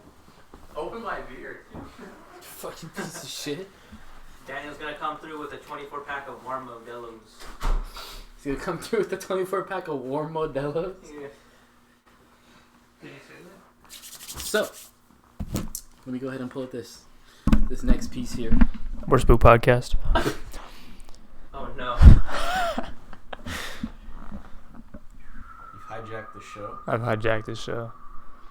My name is Michael, and this is Spoop Podcast. At Spoop Podcast on Twitter, Yep. Instagram, How do I Spotify, see SoundCloud, YouTube. You can find us anywhere. Let's just say it's not very easy, and I did not attempt it. Need of this. Close enough. We've had too much. So, I mean, not enough. every Wednesday is 10:30 p.m. Twitch.tv/Spoop Podcast. So, we have this tweet here for the More Perfect Union. Do we have that pulled up on screen, Josh? Yeah, I can pull it up. Alrighty, so we're just pulling up the Twitter piece here. More Perfect Union. We talked about them in the past, especially covering specifically the Bessemer, Alabama situation. I think this is a huge indictment on how much power Amazon has. In the past, we talked about I'll just put it down again. In the past, we talked about how Amazon, specifically in the Bessemer case, has gone as far as to go to the city. They've gone to the city and told them to change the timing of the lights, the traffic lights, so that you leave when you're leaving the Bessemer, Alabama facility, you do not hit a red light. So the union workers or the people trying to form a union have, no opportunity to stop and talk to you about forming a union or voting yes to a union or why unionization will help the normal working person. Their best chance of catching someone like an employee. Exactly. When you're leaving the building, clocking out, yeah, your best chance to really listen is be like, hey, I know your job sucks. Let's help raise your wages, get you better benefits. And Amazon was not letting that happen, and rightfully so. With everything that's come out about what Amazon did at the Bessemer facility, the More Perfect Union and the union representing the Bessemer facility, I forget the exact name of the union that would have been representing them, but they have taken Amazon to court to try to get a re-vote or a retally on the votes, because there's 100% voter fraud happening. But getting to this article here from the More Perfect Union, I'm gonna go ahead and put this back down. It's like the retail something union. Yeah, it was like the retail workers or something South Central. Yeah. Rosencrantz Boulevard. But yeah, anyway, tweet here. Breaking. Newly revealed email show that Amazon ordered USPS, United States Postal Service, to place illegal ballot dropbox at its Alabama warehouse during the union election. This is of the utmost importance and must get done, Amazon warned, and linking the demand directly to Amazon SZP, Dave Clark, one of many in the thread. Let's go ahead and continue on. The email surfaced today as part of the NLRB's probe into Amazon's union busting. In one of Amazon's, an Amazon exec tells USPS, "This is of the utmost importance for our senior leadership. I'm not joking at all when I say that I will drive to Alabama myself to install it if need be." In another, Amazon's Brian Palmer tells USPS officials, "This is a priority at the highest levels of the company, and it must get done." Dave Clark, who is someone else that was mentioned in that quote above, oversees Amazon's warehouse operations worldwide and is a right hand to Jeff Bezos. USPS ultimately installed the mailbox for Amazon. Amazon then put a tent with campaign messaging around the box and encouraged workers to use it to cast ballots right after captive anti-union meetings. USPS says they didn't know about the tent until seeing it in the newspaper. Why would the USPS help Amazon circumvent the NLRB's ruling? Amazon is the Postal Service's single largest customer, providing nearly $4 billion in revenue in 2019. As the USPS executive testified today to the NLRB, it's a good business relationship. And, besides Amazon being just fucking god-awful and terrible, one of the, a huge issue with that entire statement is because the USPS isn't a fully separate government entity that is fully funded by taxpayer money and exists under our capitalist framework where it's required to turn some kind of a profit. You have things like this where it's shitty business. It's unplugged. It doesn't work. But you have the existence of this idea that you have to have a relationship with your business partner that brings you in so much revenue because you need to try to turn a profit. And so they're even going as far as doing illegal activities and going as far as union busting. The USPS, who is largely unionized in the United States. I remember I was driving, I was getting a ride home from Uber one day, and he worked for the post office, and he was like, "Yeah, there's like 2 or 3 different unions that work specifically in Ventura County, blah blah blah blah," and so we're just spitting shit about unions. And it's like, yeah, it's like even a company as unionized as the USPS will eventually union bust in turn to help, sow the seeds of business relationship for Amazon. Yeah, especially now the way Amazon has just completely hollowed out's not the right word, but taken over the USPS. Mm-hmm. And just use its infrastructure for its own profit while also undermining what the USPS is. And aiding in its privatization earlier in the Trump administration. Yes, 100%. Which is kind of what I mean by the undermining part. Like, as Amazon has grown bigger and is now the shipping, the mail place, USPS has diminished in its ability to. It's crumbling. It's getting less money. And that's only gonna hurt people who, unbeknownst to them, foolishly got tricked into the Republican idealism, and they're supporting. The Democrats are doing it too, obviously, to Joe Biden, but specifically with Republicans and the whole small government idea. They're foolishly voting against their own interests, because when the USPS crumbles, it's gonna start crumbling in rural areas first. Those places that don't get mail from private places, because private places don't see it profitable to deliver to you. And so you're going to see rural areas getting fucked. And it's going to happen to us eventually too in these bigger cities, but it's going to be a lot slower, and the people who are going to get, more effective and more, alienated from the system in an entirety is these rural people who are going to fall farther and farther into more far right ideas, and unless we have a working class movement start to breed, especially in those places. Right. As Amazon increases its power, if people aren't allowed to unionize, as is clear by that string of tweets where they're willing to create a fake ballot box for people to put their ballots in so that their votes don't matter. I mean, as they destroy that effort towards unionization, like you're saying, that's going to drive people out of what we know is the real mechanism towards political change, and it will drive them towards these things, whether it's fake right-wing populism or just things that aren't the solution. Yeah. Or just more like I was talking to you earlier when you were in the car about the Channel 5 video where they went to the White Lives Matter rally. One of the things they brought up is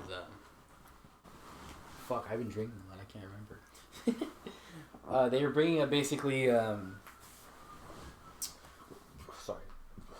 one of the guys in the video brings up how basically his life was nice. Like, I forget what he said he did, I don't know if he said, but basically this guy scammed him out of his house because he signed like a faulty he signed like a faulty deed with like faulty somethings on it.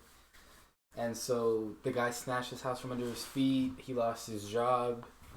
Yeah, his family separated because of losing the house and everything, and his life just got turned upside down. Now he's this crazy, like, that was the guy who was like, Kobe Bryant got assassinated because he's had dirt on the Clintons. It's like, that guy is like, he was probably a normal fucking dude who maybe had a chance at, coming closer and closer to, the center, slightly left, having some kind of understanding of working class consciousness, but because his life was so turned upside down by the system, which he probably believed in at one point, and in a weird fucked up way still believes in, he's now this just psycho who goes to White Lives Matter rallies because he doesn't have a mechanism to express that, because alienation. Nobody does. Yes. And you find this group who talks about who espouses like, oh, it's the government's fault, the government's run by these people, blah blah blah blah, and it gives you an outlet of something. It gives you a group, a community feeling of people who are similarly disenfranchised, but it's all this misdirected hatred and it's all this misdirected power.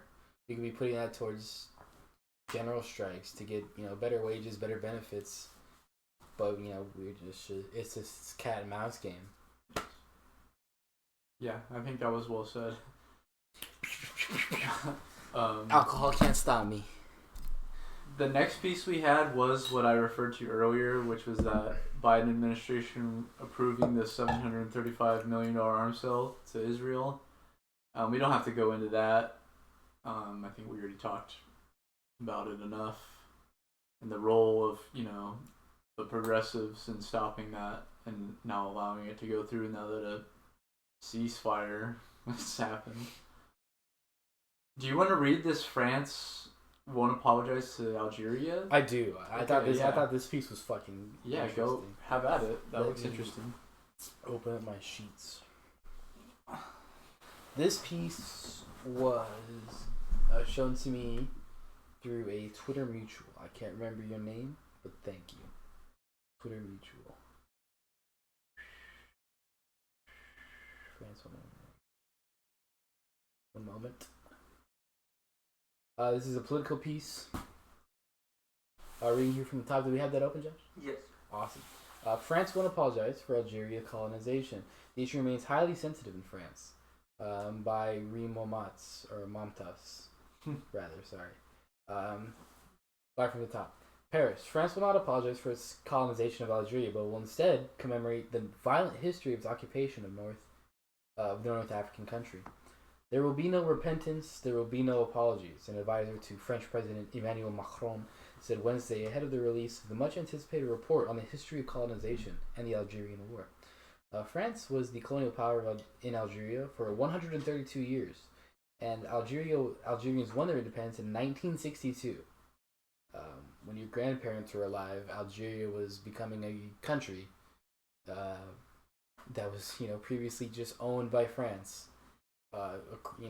Across the sea. It's nuts to think about. France was the colonial. It won their independence in 1962 after a 7-year war marked by atrocities, including acts of torture. This bloody history has overshadowed relations between the countries. Grievances tied to the colonial history and tensions with French people of the Algerian and North African descent have weighed on the French national cohesion. They've also been used by terrorists as a radicalization tool, which is something we can talk about all over the world. In the U.S., in Israel, when you have a colonial force just every single day making your life a living hell, you living with the constant fear and anxiety of if today's your last day living in your home. Of course, you have these people that look like you, speak your language, come from the same background as you, maybe even grew up in the same neighborhood as you. You have these people who come to you and say, you see those guys who are ruining our lives, who are taking our homes? I have a plan to stop them. It's going to involve us killing them. You get beaten down to a point where that makes a lot of fucking sense. Justifiably. Look at the Irish. Justifiably, when using nationalism as a form to fight back a colonial force is more times than not completely justified, as long as that nationalist power is then transferred into a working class movement of all people, and not some kind of scheme for the oligarchs and those who Right, but even before that happens, it's like, who are we to judge how you resist? Absolutely. And who are we? We again, because because the United States is so shut up. Just made a noise. Because the United States is so large. Because the United States is so large, we have examples here in the United States. Yes. We have the Jim Crow South. We have black people in America being pushed to such a point where you have a faction of people who wanted to do things peacefully by the books, like Martin Luther King Jr. And you have people who realize they're not going to listen to us until people on their side start fucking dying, and people on their side start feeling what we've been feeling for decades and decades. And in the case of Israel Palestine, almost a fucking century. This shit's got to stop. And when they start feeling it, they start listening. And that's what's happening. Hamas was democratically elected because the people of Gaza felt that was the best way to go for to have a voice in the world, fighting back against a nuclear power backed by the largest military in existence in world history, the United States. And look at they're at the forefront of every conversation right now, regardless of if the discourse is good or bad. It's at least being talked about, and things are happening, and we can only hope for the liberation of the Palestinian people. But until then, we got to keep fighting, and people are gonna keep dying. We all justify violence. Just understand that you're either gonna justify the violence of the oppressor, or you're gonna justify the violence of the oppressed. Amen. And then I'm not gonna continue on the article here. Grievances tied to the colonial history and tensions with French people, and I'm going to reread this, of people of Algeria and North African descent weighed on the French national cohesion. They've also been used by terrorists as a radicalization tool. A formal apology for the atrocities committed by France has been demanded by Algeria. France will instead endeavor to face up to its history. Repentance is vanity. Recognition is truth. Truth is built with actions, the Macron advisor said. The report, commissioned by Macron and authored by historian Benjamin Stroda, makes a list of recommendations, including setting up a truth and memory commission, expanding the way colonization is taught in French schools, and commemorating 3 important dates in the country's shared history. The president wants these initiatives to allow our countries to take a lucid look at the wounds of the past, to build, over time, a reconciliation of memories.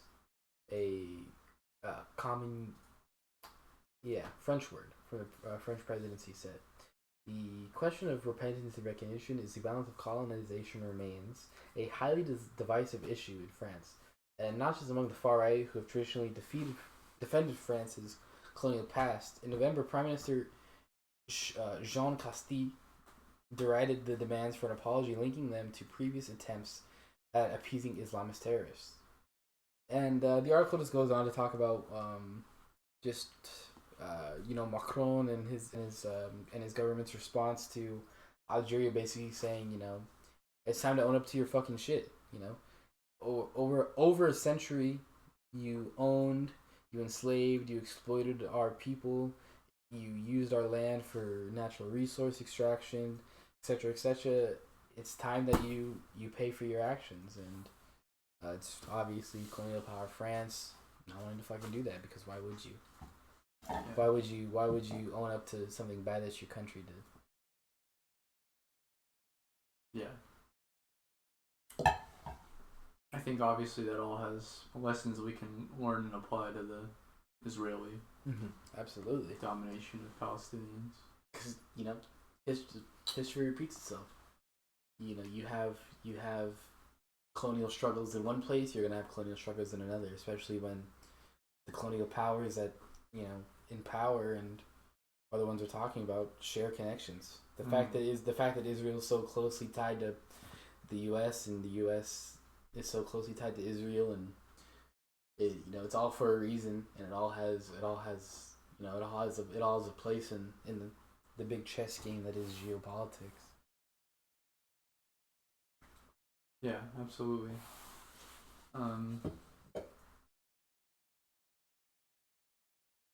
Yeah, I think that was perfect because it applied like a past colonization, just like how we talk about South Africa being, an apartheid of the past.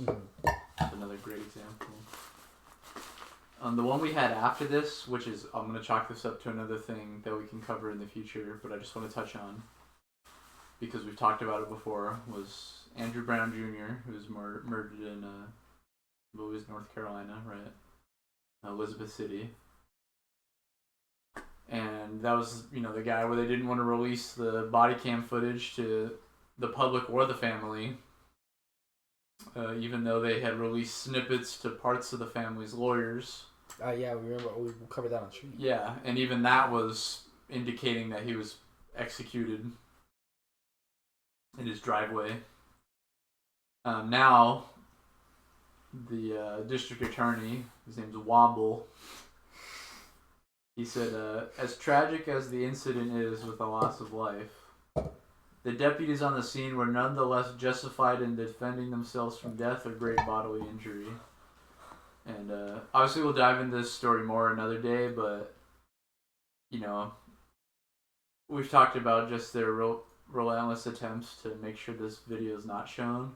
And then for them to just come out and be like, oh yeah, all the cops are exonerated of any crime, without anyone seeing the footage still.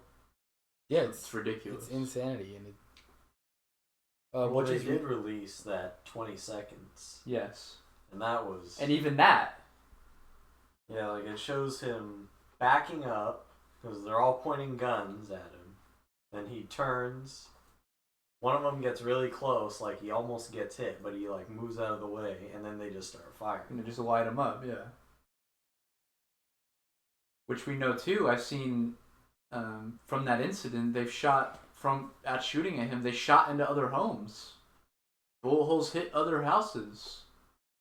I mean, that's just negligence, by the police. And that's just normal police protocol. Cause yes. Remember from Christopher Dorner, three innocent people died, and neither of the trucks that they indiscriminately just fired up, rounds and rounds of ammunition into 2 random pickups that did not match the description of Christopher Dorner's truck. They were just bloodthirsty to find that guy. They were just 2 trucks, and they just killed a mother and a child and then an older man. Just indiscriminately, didn't stop, nothing. Just saw 2 trucks and were like, shoot. Yeah, it's just normal police activity. But yeah, it's just, like all the other ones, we'll put a tab on that one. Big story. And that intertwines to this talk about Palestine as well. Like the oppression coming home. Mm-hmm. If we could open up that NRC article, this is 11 children receiving NRC trauma care killed in their homes. And I just want to read that because, it really gives a sense of what we're doing to these children. The Norwegian Refugee Council confirmed today, this was on the 18th of May, that 11 of over the 60 children killed by Israeli airstrikes in Gaza over the last week were participating in its psychosocial program aimed at helping them deal with trauma. All of the children between 5 and 15 years old were killed in their homes in densely populated areas, along with countless other relatives who died or received injuries. Quote, "We are devastated to learn that 11 children we were helping with trauma were bombarded while they were at home and thought they were safe," unquote, said NRC Secretary General Jan Egeland. They are now gone, killed with their families, buried with their dreams and the nightmares that haunted them. We call on Israel to stop this madness. Children must be protected. Their homes must not be targets. Schools must not be targets. Spare these children now and their families. Stop the bombing now. The children NRC assisted included Linya Liad Sharir, 15, who was killed with both of her parents in their home on 11th May in Gaza City's Al-Manara neighborhood. Her 2-year-old sister, Mina, sustained 3rd-degree burns and remains in critical condition. Hala Hussein Al-Rifi, 13, was killed on the night of 12th May when an airstrike hit the Salha residential building in Gaza City's Tal Al-Hawa neighborhood. The attack also killed 4-year-old Zaid Mohammed Telbani and his mother, Rima, who was 5 months pregnant. Zaid's sister remains missing and is presumed dead. So, the reason I sent this article, it was kind of like at the beginning with the Nakba piece, talking about, 1948 and the exodus of Palestinians and the legacy and how that's led into now. That this is an ongoing thing, especially for the people of Gaza, that is a never-ending nightmare. I just want to be clear about it, because when we've talked about Yemen as an outright genocide. They're starving children there. We're bombing school buses. And here in Palestine, you see there's children that have lived their whole lives with, I think post-traumatic stress is the wrong word to use, because it's not post. They're actively living this traumatic stress. Their whole life. Every day. Their existence is traumatic stress till they're dead. And even as they're showing, a large portion of these children that have been killed have lived their entire lives in this mayhem. And there's nothing more sickening. Especially pretty much all the children under 10. Yes. Yeah, I can't even imagine. No one should have to live in a war zone, but in Gaza, this 25 by 5 strip, the majority of them are children. Yeah, and it's, you're born to bombs dropping and you die to bombs dropping. Exactly. Like she said, they died with their dreams and their nightmares. But nobody should be born into that. Exactly, and that's That's not what That's their torment. Not what a kid is supposed to like. It's not what anyone is supposed to be born into. Usually, kids, what do? Like they play with toys, they watch TV in the morning, they do kid things. Not sit down in fear of getting killed by a bomb. Yeah. It's fucking ridiculous. They mimic their parents. That's what a kid does. Yeah. They mimic their parents.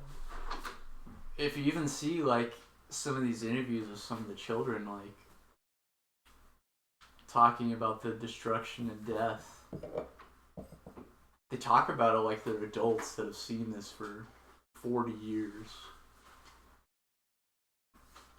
Like, yeah, I mean, it's unimaginable. Yeah, I mean, it's hard to put into words. Yeah, like it can't be put into words, right? I mean, that's why I put that article. So it's the best you can do is be like, hey, these children have grown up in torment their whole lives till the point of death. We aid and abet that. Let's just kind of ingest that reality for a second. I had another piece after that, and maybe we can bring it up another day, that kind of talks about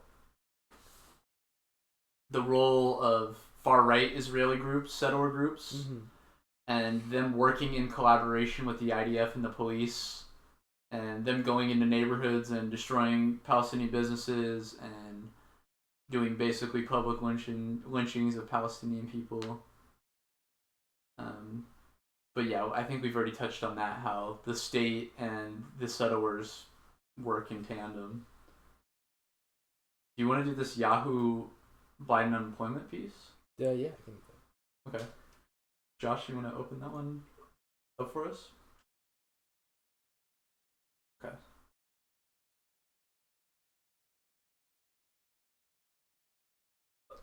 And this is a older piece. So not something I'm gonna go into super deep. This is from the 10th of May, and the headline is really the main part I wanted to just talk about and bring up, and then we can talk about it or just continue on. But it reads it's from AP or Yahoo News from AP. Yeah, AP, our favorite. Biden, unemployed must take suitable job if offered. President Joe Biden says anyone collecting unemployment who gets offered a suitable job must take the job or lose their unemployment benefits. We're going to make it clear that anyone collecting unemployment who is offered a suitable job must take the job or lose their unemployment benefits. There are a few COVID-19 related exceptions so that people aren't forced to choose between their basic safety and a paycheck, which is, a complete, bullshit statement. The second part just defeats the first part. But otherwise, that's the law. Yeah, I mean, the rest of it is just Joe Biden rambling on, but, just the whole idea of, everybody says, oh, if you don't like this job, quit it and get a new job. The idea of, you control the market almost as a worker. The whole, dogma of, selected employment or whatever the fuck. We have the nanny state government saying, yeah, I don't care how shit the job is. If somebody says, come work for me, you have to. Or we're going to stop you from getting unemployment benefits. We're going to stop you from, finally being in a place in your life where, you don't live paycheck to paycheck for some people. You're making more than you were at one point. And to basically just spit in their face and say, get the fuck back to your shitty work, your shitty job. We need people to fill these roles. These meaningless, fast food roles and stuff. Yeah, well, what do they consider an unsuitable job? Exactly. What do you mean by a suitable job? What does that mean? Are you suitable? They mean Uber.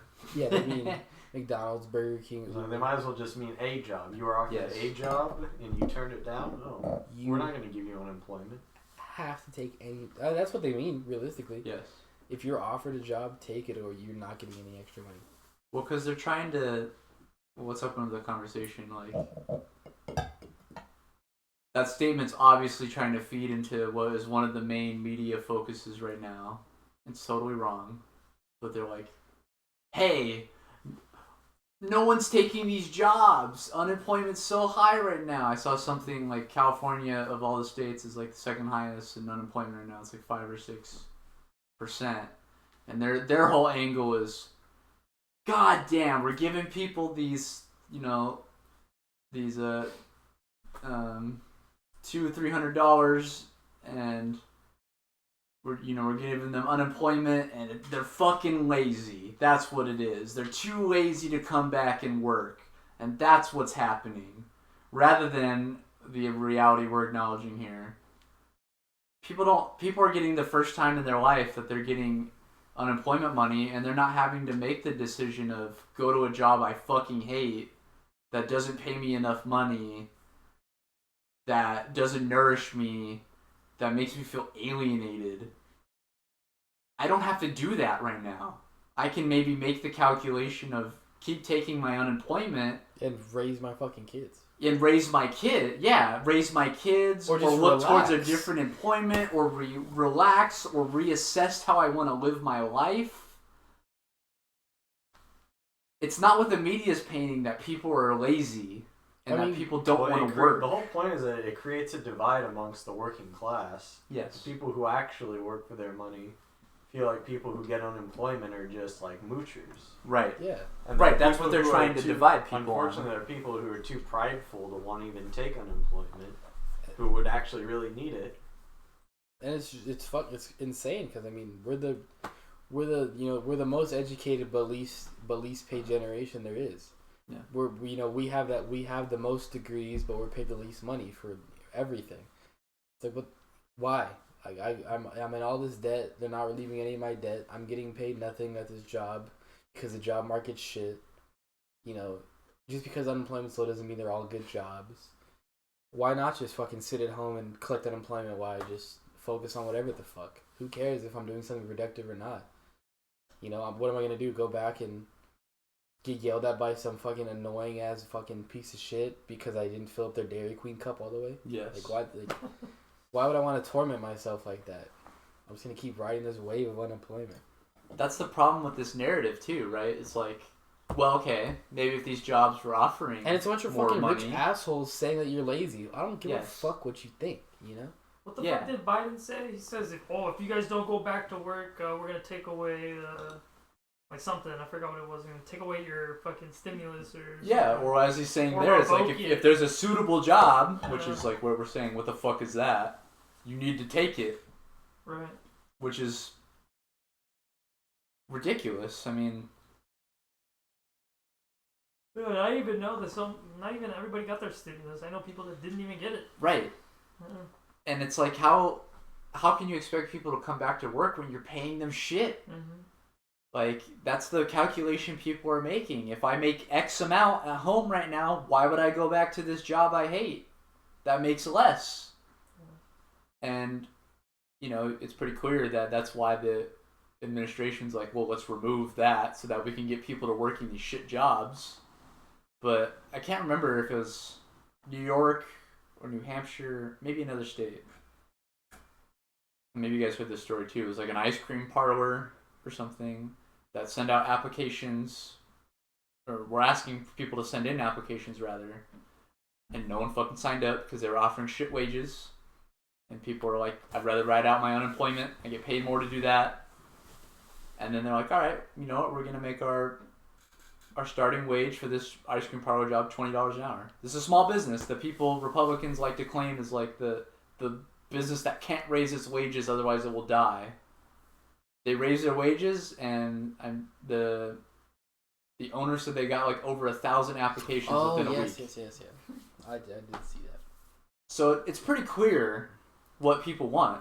They want a better standard of living. They want more money. There's a correlation, and there's just something that you have to act on. Yeah, and since, jobs at large aren't willing to work with workers' demands, people don't want to go back to work, and ride on them. Yeah, absolutely. It's almost like an unconscious general strike. Right. It's people coming to the realization of what a general strike is. Mm-hmm. Like, oh, maybe my labor is valuable maybe I just don't need to give this away necessarily. Not until I get what I want. Yeah, not until I get what I want. Exactly. Does anyone have like any fun? That was an interesting piece because that's like a big thing in mainstream media right now. Is like, oh, people aren't going back to work because fucking bums. One of their arguments is like, oh, well, they're not injecting money into the economy. They're not helping the economy. They're just hurting the economy. Right, because they're just sitting at home collecting money. Which isn't even true. You buy shit with the money. Right. You're still paying taxes on everything. You're still stimulating the economy by buying stuff. If that's your logic, give people more money to spend. Exactly. Solve the issue the other way. It's like their blind worship of the economy is like the blind worship of the stock market. Yes. Like, what is the stock market doing? What is the economy doing? It's like that's never really a part of the conversation. Well, the more money, it's just glossed over. That's like almost everything. Because if their system worked, then all these rich people, if there's supposed to be a select few wealthy people to guide the economy, why did this shit crash when the pandemic started? Because we have all these rich people with all this money. Why is everything going bad? They can just spend money. They don't want to though. They need the working class to expend their money. Well, yeah, because that's what truly runs everything. Not these people hoarding their wealth and own these companies that just do nothing but capitalize off people and exploit them for labor power in exchange for no wages. Yeah. There's all the talk of the last couple of years of we're a service economy now, right? Like everyone works a service job. That's what makes the American economy. No one works a manufacturing job or anything like that anymore. So why can't they acknowledge that service people need to be fucking paid more? And that the majority of people don't want to work service jobs because they suck. They're awful. Mm-hmm. Yeah. Well, we have a couple more things left. Let's open this. We can actually skip we have a risk of nuclear war over Taiwan thing, which we'll touch in a future show. Also, Daniel Ellsberg, which if you're familiar with that name, the guy that helped release the Pentagon Papers, which revealed the war crimes that America was committing in Vietnam. I think he's like 80 or 90 something now, and he's releasing documents where the U.S. government was basically planning in the 50s to nuke Taiwan, nuke China. It was rather nuke China in order to made moves towards Taiwan. Yeah, they were willing to nuke mainland China if China was willing to make any kind of geopolitical control on Taiwan, which totally backs up our take on Taiwan from months ago, a piece that Carlos had brought to us in our U.S. aggression on Taiwan. And yeah, I think that fleshes it out, showing that there's a total history of this and just the bloodthirstiness of the U.S. They were willing to nuke China, and that whole piece. It goes to show that the whole Reconstruction in Japan, wasn't just for some altruistic, good intentions. It was like we won a base. Yeah. Bunch right there. Yeah, almost like I wouldn't as much call Japan a puppet state, but they're definitely a useful ally. Or a useful tool. Yeah, they're almost in the same way that Israel is, and an outpost. Maybe not to the same degree, where they don't have as much influence over U.S. politics, and they're a bit more. They're a bit more independent. Yeah, we don't back them up in the UN Security Council for their work. We don't run all their political decisions. Yeah, at least when it comes to the military, I can't imagine they really have that much say over it. No, I mean especially with how many people we have stationed over there. Yeah, exactly. That's what I was gonna say. It's U.S. Base 101. And yeah, I mean that piece warrants more in-depth dive because the reason you had brought up Taiwan in a past show was that it's new ground where the Biden administration and the Trump administration are trying to go at China and create a new Cold War. And this just shows that this mentality is nothing new. You know, since post-World War II, there's just been, the U.S. has done basically everything to try to attack China. So we need to be steadfast in that. And just how brave Daniel Ellsberg is, too. For obviously, he's old, but it's big to release those because it's different from the Pentagon Papers and more similar to in the way that Edward Snowden or Daniel Hales, we'll talk about in a minute, released information. Like, it would be considered more of like a whistleblower thing. And where, you know, they might actually try to prosecute Ellsberg and arrest him under the Espionage Act. It's gross. You know, imagine locking up a 9-year-old man. I mean, the espionage. I mean, yeah, they've done worse. They might throw someone in prison older than him. But definitely more cognitively there than him as well. Yeah. How old is Julian? How old is who? Julian Assange. I want to say he's in his late 30s, early 40s. Daniel Ellsberg's like in his 80s, 90s though. Julian Assange is in his fucking 40s? 30s? He's in his late 30s, early 40s. He has kids and a wife. God damn. Yeah. He's old. Daniel Ellsberg is 90. I mean, I guess when you get tortured... Yeah, he's how old? 90. Yes. Yeah, I mean, what a hero. To still be willing to go to jail probably if they go after him for that. I put in 2 other things in here. There's... And I'm just going to touch on them also. Julian Assange is 49. Oh, wow. He's almost 50. Yeah, he's almost 50. There's in West Papua, which is an area that has been super colonized by the U.S. and the Indonesian government that's been backed up by the U.S. There are huge, you know, violent resistance taking on, happening there. So we'll cover that in the future as well. Can we pull up that? And, you know, trigger warning, there's going to be dead bodies in this picture. Can you pull up the Twitter Dan Cohen, Josh? You see that? And just question for you. Did you see the Can we show that? Jewish I don't think we can show that. Yeah, we can skip that one. Okay. I don't think we can show that. Yeah, it's not. I mean, they're not like they're just pictures of bodies. Like, but they're not too close. We've shown worse. 100%. No way. Did they have covers on them? You want to see? They're just. There's no blood. They're just lifeless bodies. We've definitely. I think we've shown literal. I mean, one of the first shows we did was the explosion in Beirut. Oh no. Do you want to take a look at this, Ian? It's fine, considering we didn't do it. Well, yeah, that's fine. Yeah, Okay. we didn't kill them, so. And I think it's we need to cover it too because And his life. the Palestinian protests have been nationwide, but so have Colombian protests too.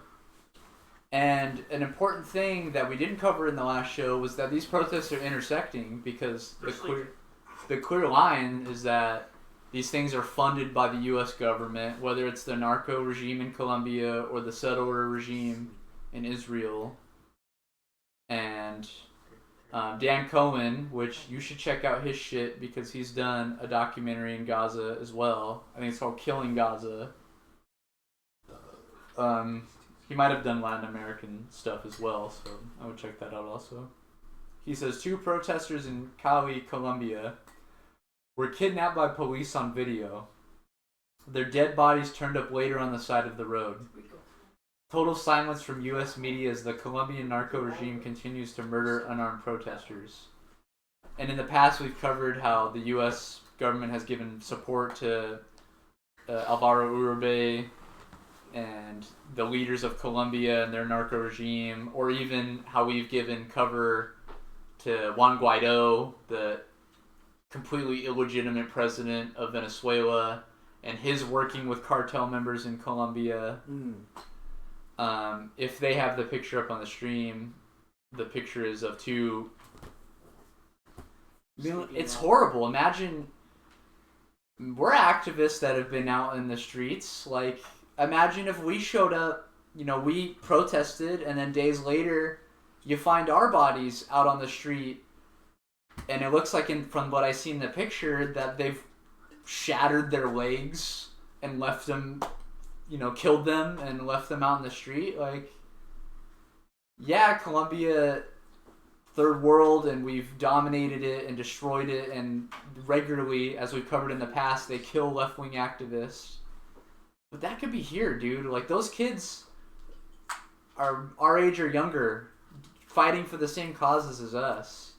And that's left them dead in the street with broken legs. And, we have the privilege to be here right now with GoPro on us, drinking beers, having dots on our nuts. That looked like it hurt. It's high velocity. I aim low. Like, we have the privilege to do that, and the least we can do is talk about that. Yeah. How did that feel? Disrespectful, no. It hurt his feelings more than anything else. I was focused on what Jacan was saying. Does anyone have... I mean, we didn't get to cover... Latin America has always been, like, our niche. Mm-hmm. And we cover it well, considering Latin America is, like, an issue relative to our community, too. Like, a lot of people are Mexican... are from Mexico in our community. We have lots of field workers in our community that are exploited. And so it's like, Central and South American politics are just kind of... Yeah, it's our wheelhouse. Yeah, it's part of us. But with Colombia, we haven't covered it as much, especially considering the Palestinian recent genocide. The recent wave. Yeah, recent wave. It's just abominable. And people are still out there protesting in Colombia. They're shooting, just like in Palestine, live rounds, bullets at peaceful protesters. And it's fully funded by the U.S. government. Every day you go to work, that's your tax dollars. Yeah. That's what a section of your check goes to. Not towards your health care or towards paying off your student loans. It goes towards that. Yeah. The death of innocent people. Yes. Yeah, even more than innocent people. People that are fighting to end that stuff, Mm-hmm. I have 2 more things to read. And... Well, actually, I'll just have one more. The other article we had was on an Intercept piece on Daniel Hale, who we've talked about before. He was a whistleblower on Obama's drone program, which, without due process, kills even American civilians. You can look that up. But he was set to be jailed. But before his trial even began, he was jailed before his sentencing even. No explanation. And so we'll have to talk about that in the future as well. It's just another blatant attack against whistleblowers. But the thing I wanted to read to kind of leave us out, and I thought this was really powerful and kind of just breaking to what we think about how the world works. I mean, we're taught, this is part of the last show, we're taught Hamas is terrorist, right? And from their statements and from their actions, we can clearly see they're not. They're the resistance of Gaza and of the Palestinian people. We've talked about Iran, being the same thing, fighting U.S. imperialism, being on clearly the right side in many cases.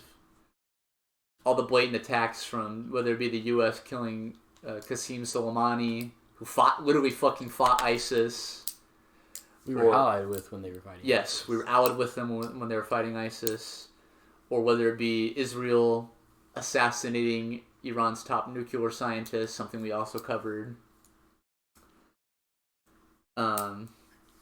Yeah, it just shows that the people that we're always conditioned to believe are the terrorists are truly the ones fighting for some kind of For themselves. equality. And another one of these is Hezbollah, which is more or less the governing body of Lebanon and parts of Syria as well.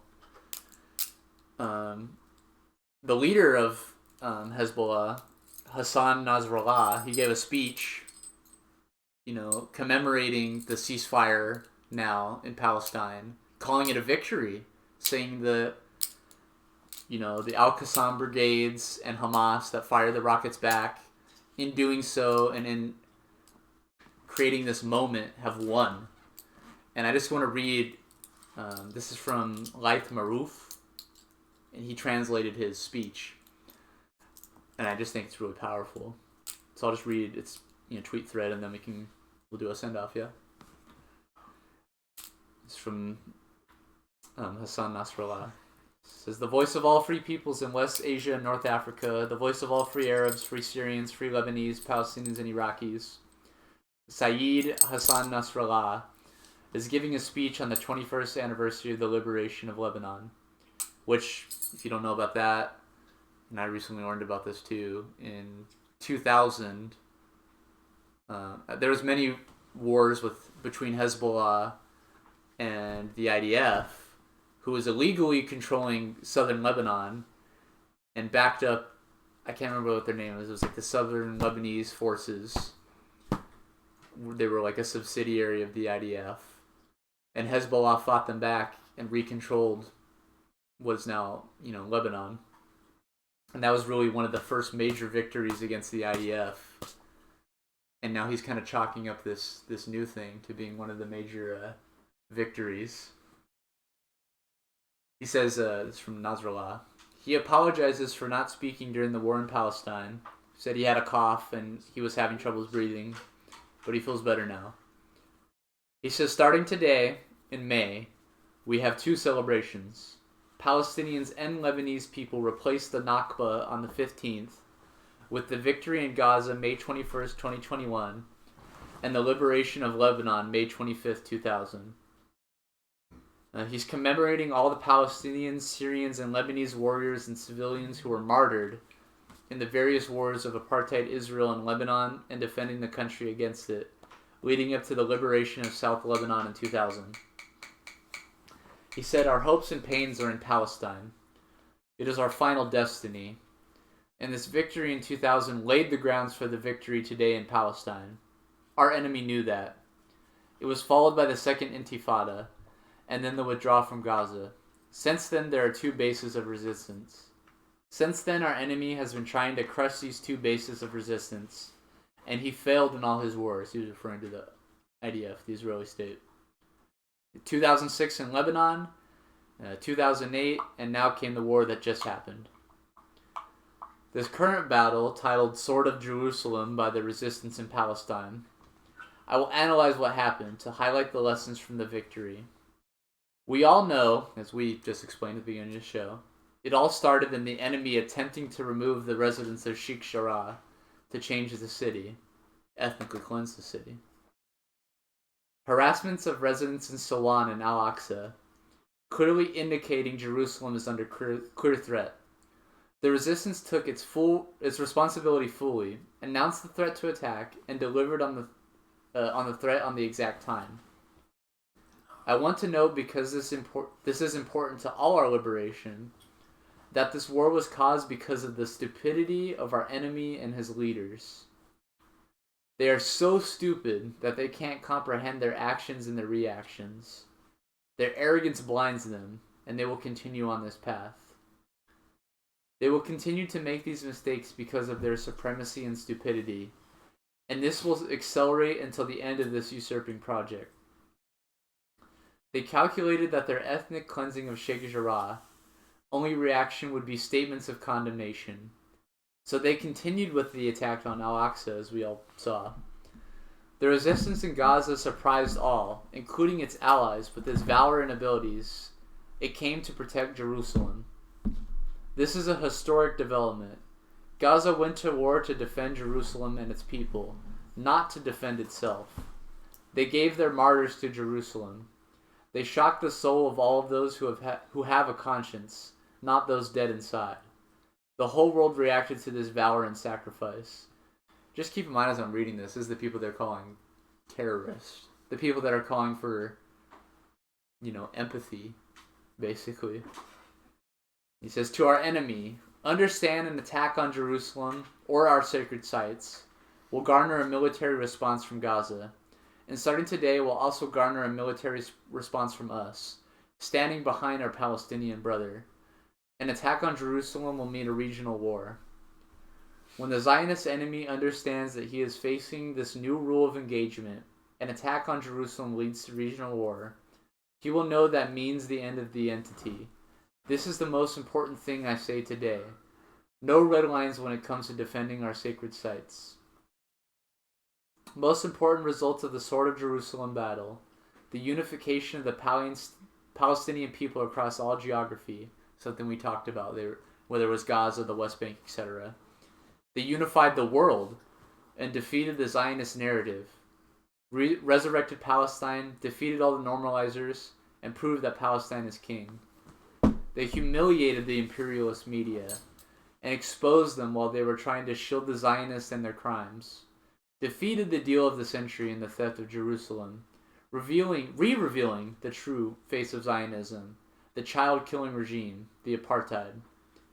And the most important effect of the Sword of Jerusalem battle was the recentering of the compass of the people of our region towards Palestine. After being distracted by the many plots that destroyed our peoples and country, what he's referring to is, whether it's the bombing of Syria, the creation of ISIS to fucking destroy Hezbollah and the other, Islamic governments in the area. Military speaking, the victory was spectacular.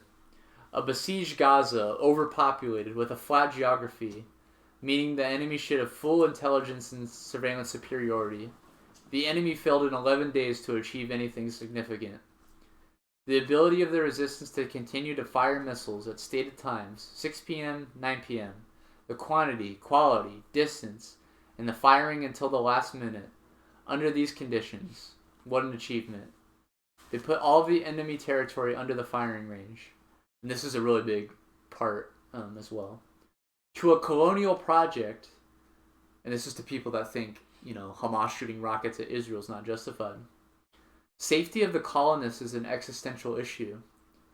Unlike legitimate states of their people, colonists need safety or they will leave to the safety of the second states they hold a passport from. That is the difference between us and them. We remember how they packed their bags and left from Lebanon and from Gaza. This victory in the Sword of Jerusalem is burnt now in their psyche. They are scarred from simple things like a siren. The colonists, his investors in his state, don't feel safe. And yeah, that's so true. Like, the Palestinian people, they have their children murdered. They're not going anywhere. These people, a siren, they're like, let's go back to Brooklyn. And he goes on to talk about just the victory for the Gazan people, the resistance, the unprecedented goal in them rising up in the different areas of occupied Palestine, now winning the world public opinion, seeing the world at large recognize Israel as a settler colonial state. But these last two paragraphs I thought were super powerful. He says, today Gaza won, and there is a diverse human uprising across the world. All religions, ethnicities, political stripes standing with Palestine. Keep in mind, this is Hezbollah, who they say is like an Islamic jihadist group that doesn't accept other groups, even though he's right there saying we support across all religions, ethnicities, political stripes. He says, I tell my brothers in Yemen, this makes me emotional. You are starving under siege and want to share your bread with Palestine. We see Palestine closer with you. We see the victory and peace of the just, the valor, the humans, closer than ever. We thank all the just peoples who stand with our liberation, especially the martyr of Jerusalem, General Soleimani, who spent 21 years on the battlefield with us. And that's how he ends it. I just thought the Yemen part was so powerful because, the Yemeni government, who we know is under a blockade, just like Gaza is, an illegal blockade under the UN Human Rights Council, where children are dying every day and starving to death. They offered their solidarity to the Palestinian people, and just the way he worded it, he's like, "You're starving, and you're offering us our bread." Like, oh my god, like that's an Islamic extremist. Get out of here. I'd rather take that than any sort of Christian, Netanyahu. Than any Christian you can give me. Exactly. I don't have anything else to say. No. Yeah, that bread line. Yeah. Obviously, there's a lot of articles there we skipped over. Next show, we will get to cover a lot of those. Our normal format, we get to, it's much more in depth, but this was fun. I think there was a lot of articles that we went over.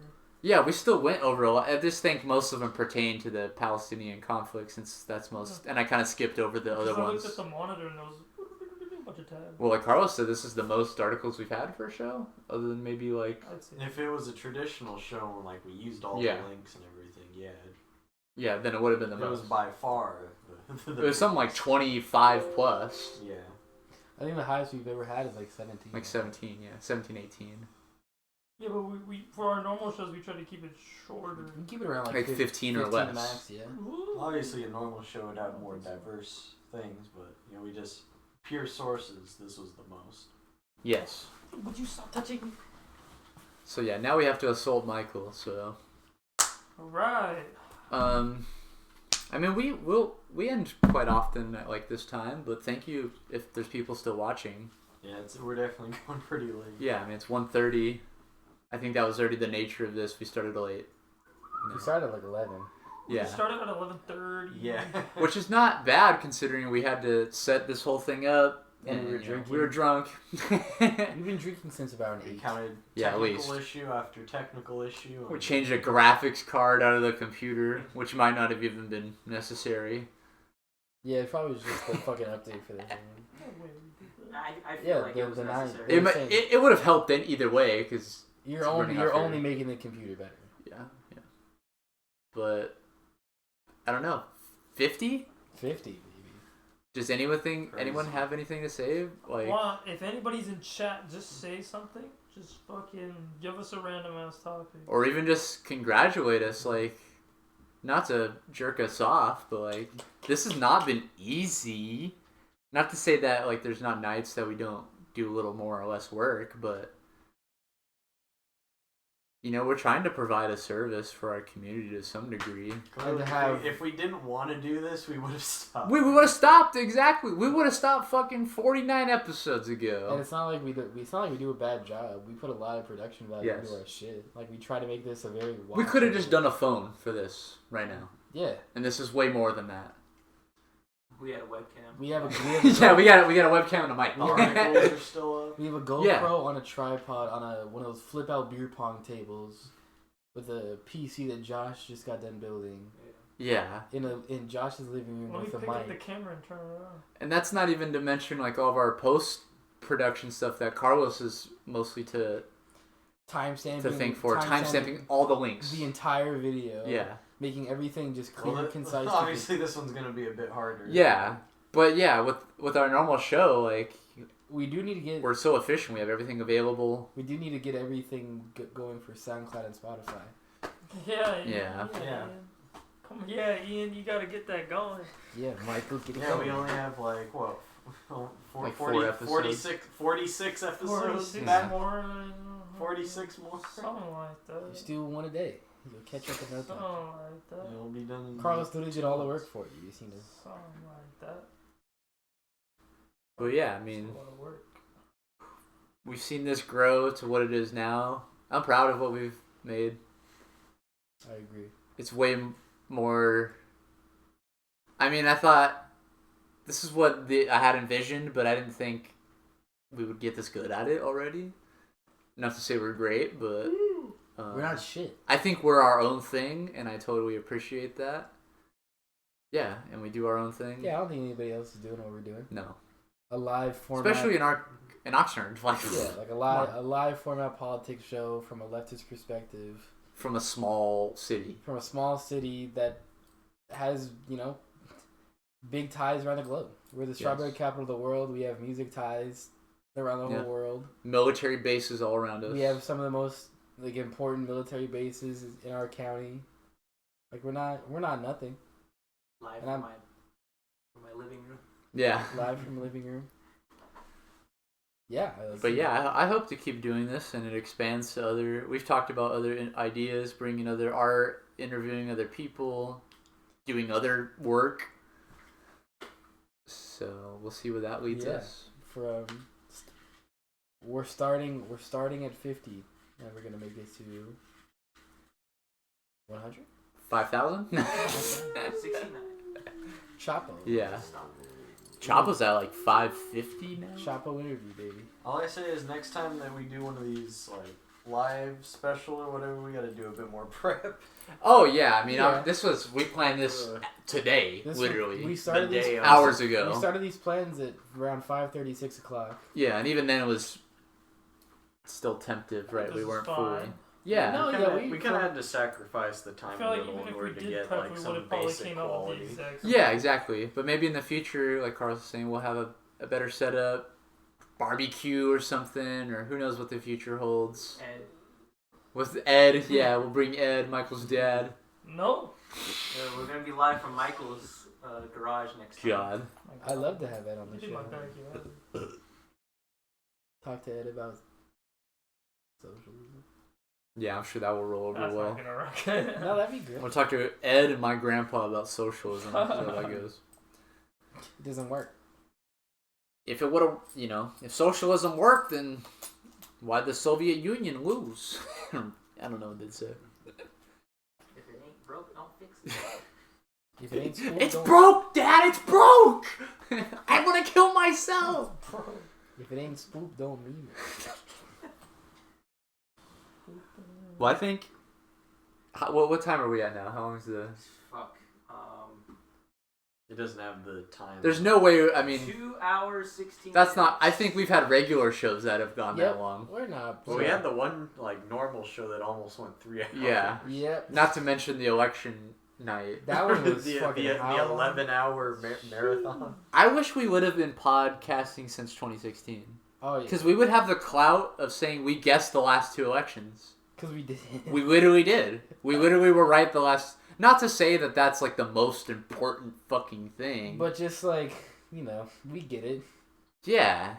Yeah. It's not nothing that we just understand how fucking washed the American political system is. Yeah. Yeah, and I think...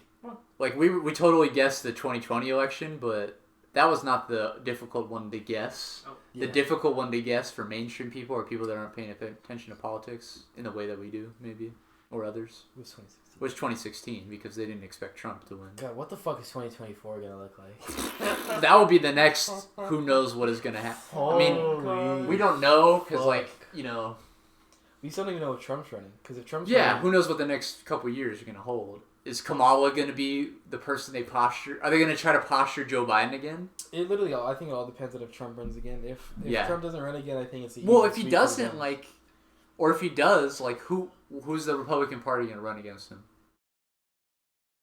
Ted Cruz. Yeah, and he's going to lose, right? He's gonna get- It's going to be Trump. Now, will Trump beat whatever garbage neolib? Yeah. It's just going to be the same question as 2016, right? Are people fed up enough with how garbage the neoliberal To try Democrats Trump are again. to try Trump again, even though they know that's a fail?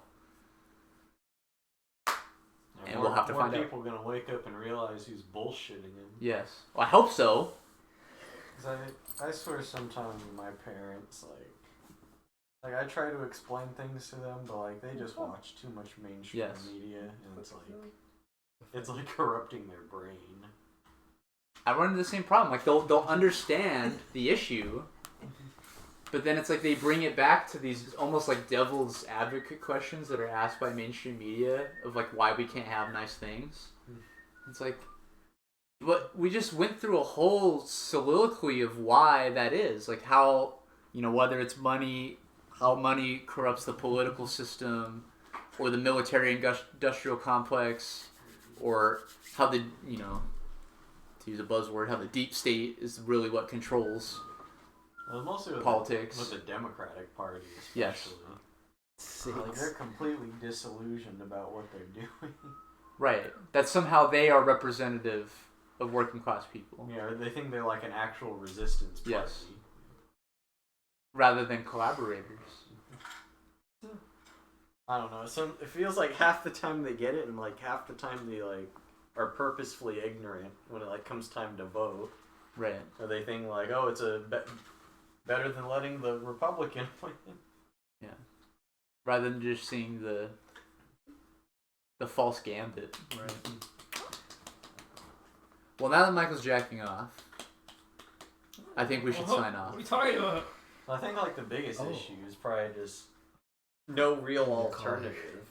Yeah. 'Cause I think like even the Green Party and stuff, like it feels like they get so fringe that it's like they're almost not even palatable Yes. to like average people who like aren't even too politically savvy.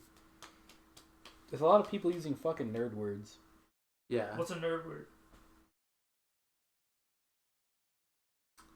Anything that has to do with like means of production. Saying like, if you say Just using theory talk. yeah, like just fucking. I think what is it called? Fucking Orwell's. What are the English No, language? English language. I think, On English language and I politics. think anybody who's interested in politics should read working class politics. Should read that. Learn how Absolutely. learn how to talk to fucking people. Stop using nerd words. I don't care about your degree nor the fucking the long multiple fucking syllable words you can use to describe a sentence when I can describe it in a much simpler way It's like that will capture more people. Thanks, Joe. it's like the Carlin bit on like shell Yeah. shock. Yeah, the whole PTSD. Battle fatigue. And now it's PTSD, post-traumatic stress disorder. Right, and how those different definitions Soften, water down, soften the reality of what is happening. But yeah, it's like, it's called what again? It's something of the English language, like English. Oh, I think the Orwell essay is politics Politics in the English language or something like that. If you're English is interested, the language of if you're interested in working class, talking to the working class over politics, I great, funny essay too. I mean, I seriously Orwell's satirical genius. I seriously recommend reading that. Great point about the third parties thing too, because tried signing off like 4 times. we know already. they've done everything to limit third parties being a viable option too. So that's another Especially reason. with whatever like the new Voting Rights Act thing was. Yes. So, like up the amount of money third parties have to raise. Mm-hmm. Like that of course they don't like third parties. Who would have guessed? Yeah, That's part of my. or even like stuff we've talked about in the past, for like I put that on, and then Ross Perot, who was like, I think he lost ran that. as libertarian even. And You make know, out every corporatist. meeting, and then He ran as a Jay third comes party up and got the and most third party votes ever, and still, basically the way the political system's set up, you can't win. It's third party no matter what. It's two party dominant. Is that your cable or is that his cable? This isn't big. Well, one of them's mine. I know, but does it matter? I don't think it matters. I think they both work. Probably the one that's more yo from The Smoke. one that's plugged in Or I think is Jacan's. The one that's plugged into that? Yeah, the Oh, one okay. that's unplugged is mine. Okay. I think the biggest thing that they get caught up in, like my mom, my grandma, is like the political facade. Like they'll see the interviews that like mainstream media will have with these like Democrats that they put on. They'll hear the flowery words and then like quote unquote saying the right thing, and they'll buy it. Right. I don't know what that is. Right. Whereas like Rather than like all Joe the stuff Biden- you've shown them. Yeah, like Joe Biden's whole record is him It's lying at like Yes. every opportunity. I hope that was in that. So now like I saw with the Kyle Kalinske in his newest videos is like what the one like title like Biden gives up. And it's like Biden gives up on like healthcare and student debt. Right. Oh, He won't the even Powell consider the public option now, which was the fucking compromise, right? No one wanted the public option. video. He was the guy that promised to revitalize Obamacare and bring a. And they won't even do that. That's not even, the compromise of the compromise, which we weren't willing to do, they're not willing to do. Just today, like with the shooting that happened in San Jose. Yes. With like Gavin Newsom. How many people was it? I think 8.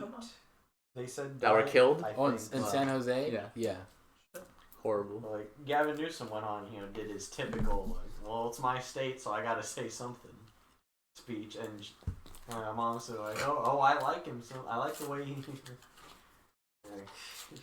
Right. I've tried to tell you about like the bad things he's doing, like getting rid of ranked choice voting, and just completely ignoring like what people want. But since the Democratic establishment defends him, and the only opposition Same they with pose, like Garcetti, Yes. and, like LA. yes, the opposition they pose to them is like, Cuomo, oh, it's the right wing attacking them to replace them. So that's the option you have as the alternative, rather than, hey, maybe the people that are calling for Newsom's recall are shit, but also Newsom is shit. Both can be true. Yeah, like he's a total elitist. Yes. Like related to Nancy Pelosi. Right. His girlfriend was Donald Trump Jr.'s girlfriend. Oh yeah, now, yeah. Which we've talked about. I'm good. I want one. I'll take one. How many have you had? 7. Weirdo. That's 3 in my mouth right now. Oh, I'm at the bottom. What? What? It's like Obama. Like they thought, like, oh, he did what he could. He could. That's what my parents think is. No. He went in there and They think he gave like the college try. yeah. Well, they give they complete half the equation. They're like, oh, there's greater powers that be that he can't fight up against, so he did the best. It's like, no, you're right. There are greater powers that be. But he also represents those same powers. But he caved into them, and he's part of that. Exactly. And he's since his literal inception, his fucking Yes. dad has ties to the CIA. His mom has ties to the CIA. Yeah. Oh, I mean, Like yeah. he is. Yeah, his mom's like.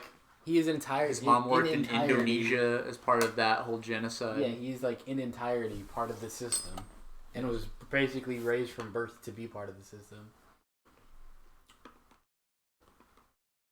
Spoop Podcast episode 50. Yeah. Quite a long one, but hope everyone enjoyed it. Yeah, I think we got a lot off. I expected to be shittier, honestly. I thought we were pretty coherent in our message tonight. Michael does that. Yes, this could have definitely turned out much worse. Yeah. Oh, yeah. Oh But yeah, yeah. we could be on the phone right now. This could be, phone audio only.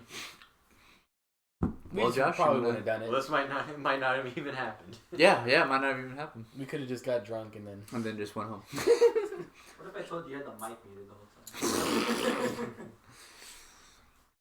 Well, should we cheers to 50? I reckon I got. If you don't got a drink, just amen.